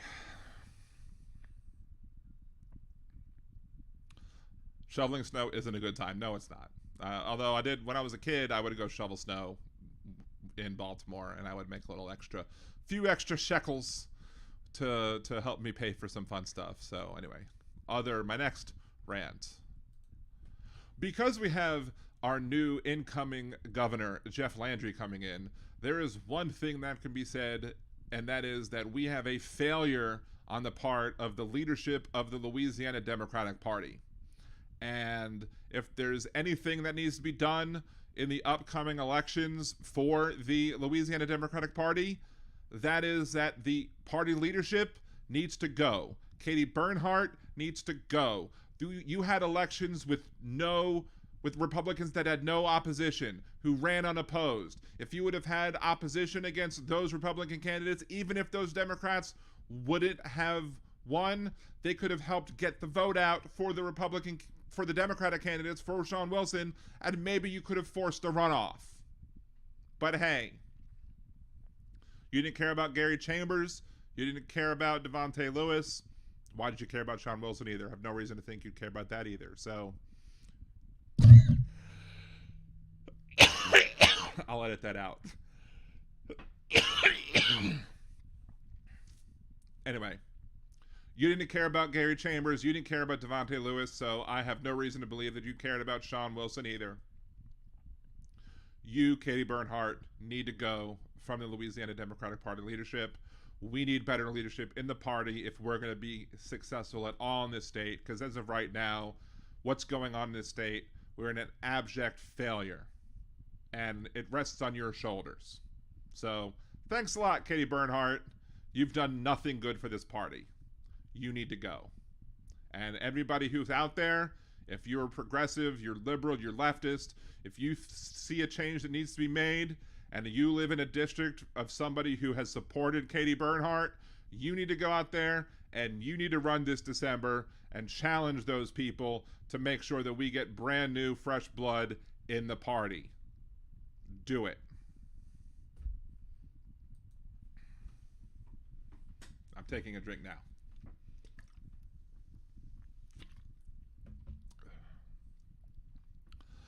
Anywho. How are we doing on this? I'm still freaking shocked that they haven't called this race yet.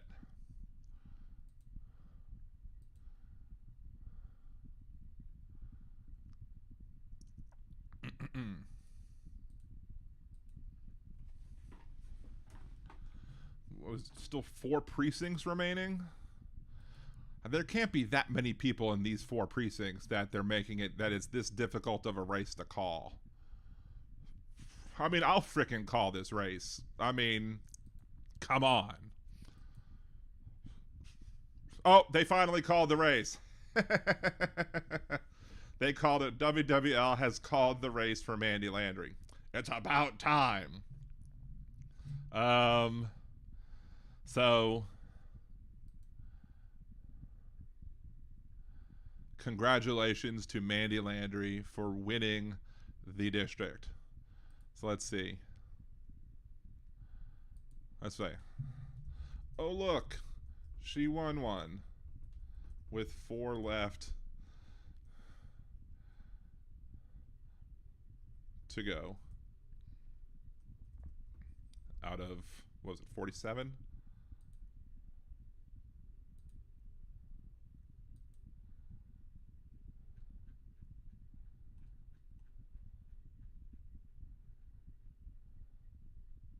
$47.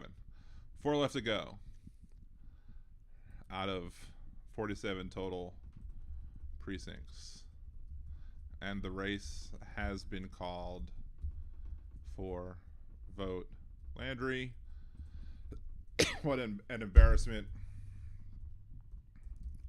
for, I guess I should spell embarrassment, right? What an embarrassment for LA demos and all of the elected officials and other supposedly important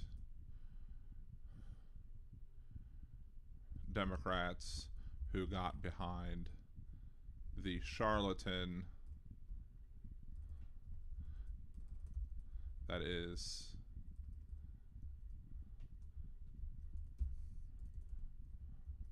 O'Malley.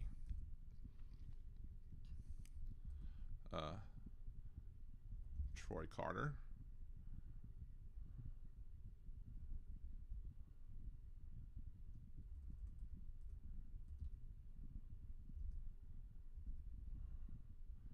I can't find his what an embarrassment for LA demos and all of the elected officials and other supposedly important Democrats that got behind the charlatan O'Malley. La da da. They heard you, Dan. Yes. I guess they did hear me. I want these 4 to be done. Oh, right. Now they're all done. They are all done. Look at that. All right. So boom, bum, bum, bum, bum, bum, bum, bum, bum, bum. Let's see. 1. 1. 1. 1. 1 precinct. I mean, I guess it's a little hard to say whether or not that's really true. Simply because of the fact that it is possible that of these 523 early votes that came in, maybe some of these 523 of her early votes compared to the 1,100 of Mandy Landry's early votes, maybe some of these came from other precincts that might have made her win a second district or so. But yeah, it looks like only 1013 is the one district that Madison O'Malley won. Don't threaten them with a good time. LOL. And that's 20, and this district is like, you know, like Madison O'Malley like won this district 28 votes, 21 votes, 13 votes. So of 62 votes, she got 28 of them, and that's how she won that district. Meanwhile, like Mandy Landry got like 109 to 38 in one, 135 to 52 in one, 153 to 103 in another one. So like the district that she won was relatively small. It was a teeny tiny district. It wasn't a very big district, but she won one. So Mazel Tov. 1 out of 47, plus none of the other ones. But I'm gonna be petty. I'm gonna be very petty right now, and I'm gonna make this video shocking. I know you're shocked that I'm gonna be petty and say I'm gonna congratulate Madison O'Malley for winning one, for loaning herself $137,000 to only win one of 47 precincts.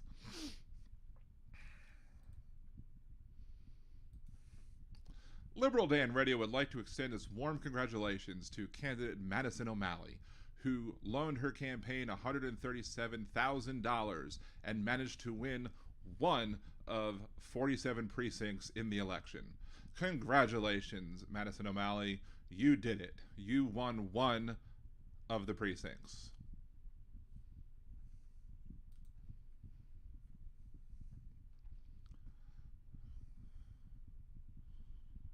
So we can just upload that to YouTube now and just share it now to we're just gonna be petty now and upload that to YouTube now. I'm hoping that doesn't hurt, like do anything. I'm guessing I can upload to YouTube while I'm doing a live stream. I've never done that before.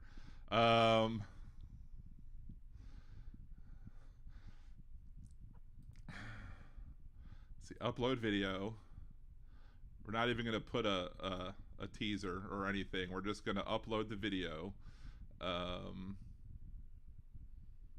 to videos.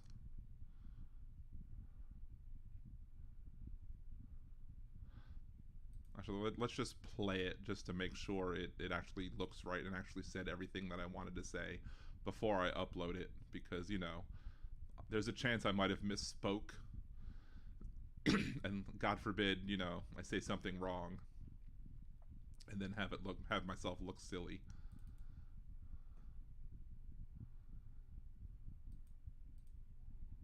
Well, I'm muted. Am I muted? I am muted. $37,000 and managed to win one. Here we go. Liberal Dan Radio would like to extend its warm congratulations to candidate Madison O'Malley, who loaned her campaign $137,000 and managed to win one of 47 precincts in the election. Congratulations, Madison O'Malley. You did it. You won one of the precincts. There we go. I think that's petty enough.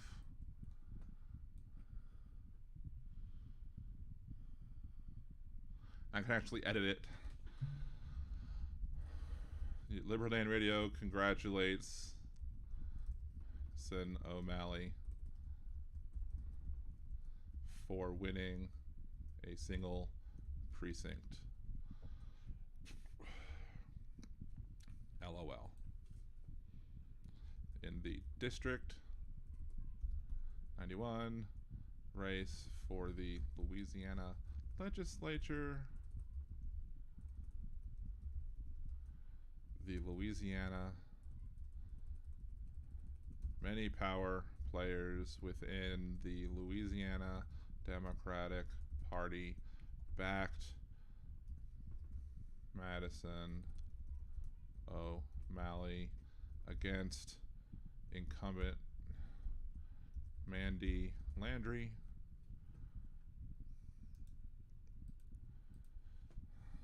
and Landry managed to crush her at the polls. Crush her at the voting booth. Crush her on election day. But O'Malley did manage to win one small precinct. So she has that to hold on to, I guess.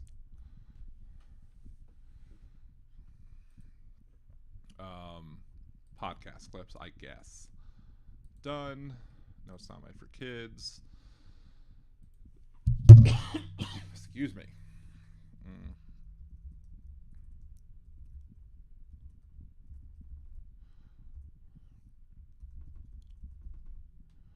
Landry.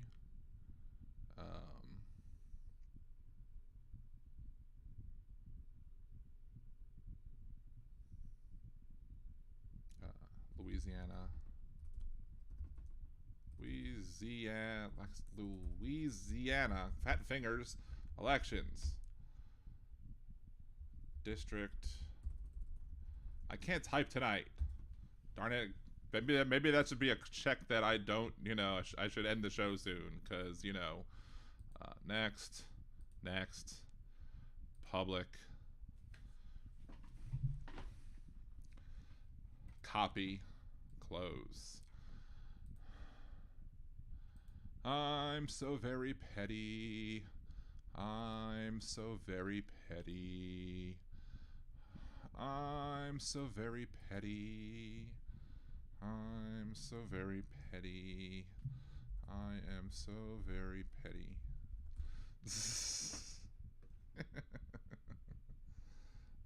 Let's also send this to my wife, who will very much appreciate this as well. Hey, Jojo Mojo. Doing a petty Betty, yes. Like when I won't pay attention to the cat, so I should choose my wires. And yeah, exactly.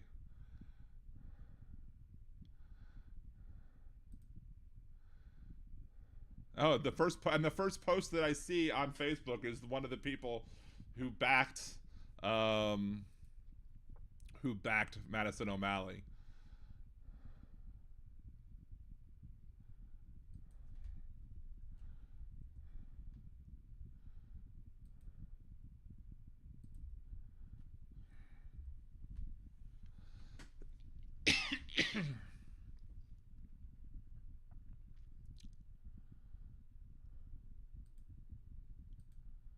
Doop-a-doop-a-doo. Anyway, so we're just gonna share this with the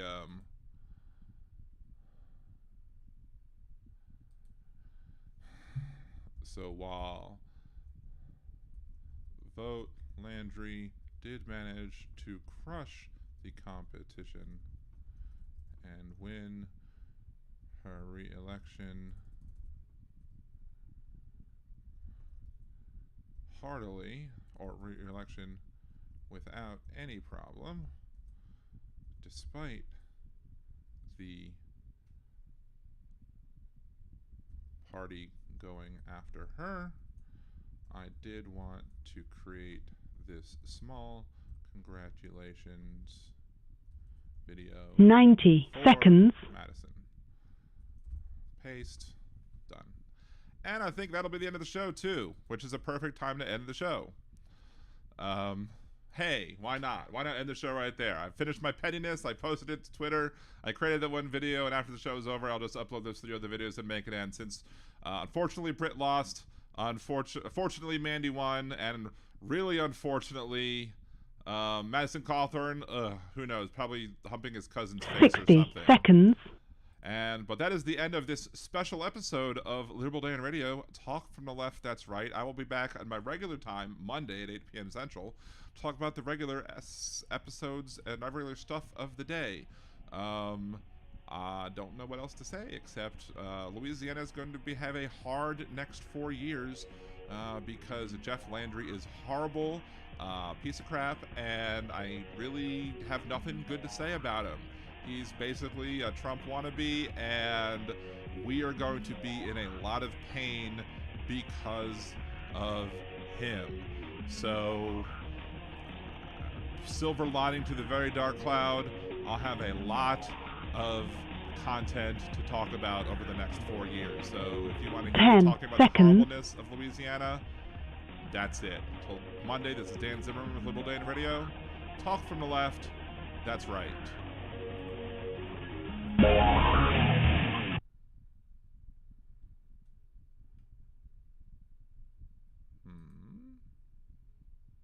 Here comes the music at some point. It's taking forever. There we go.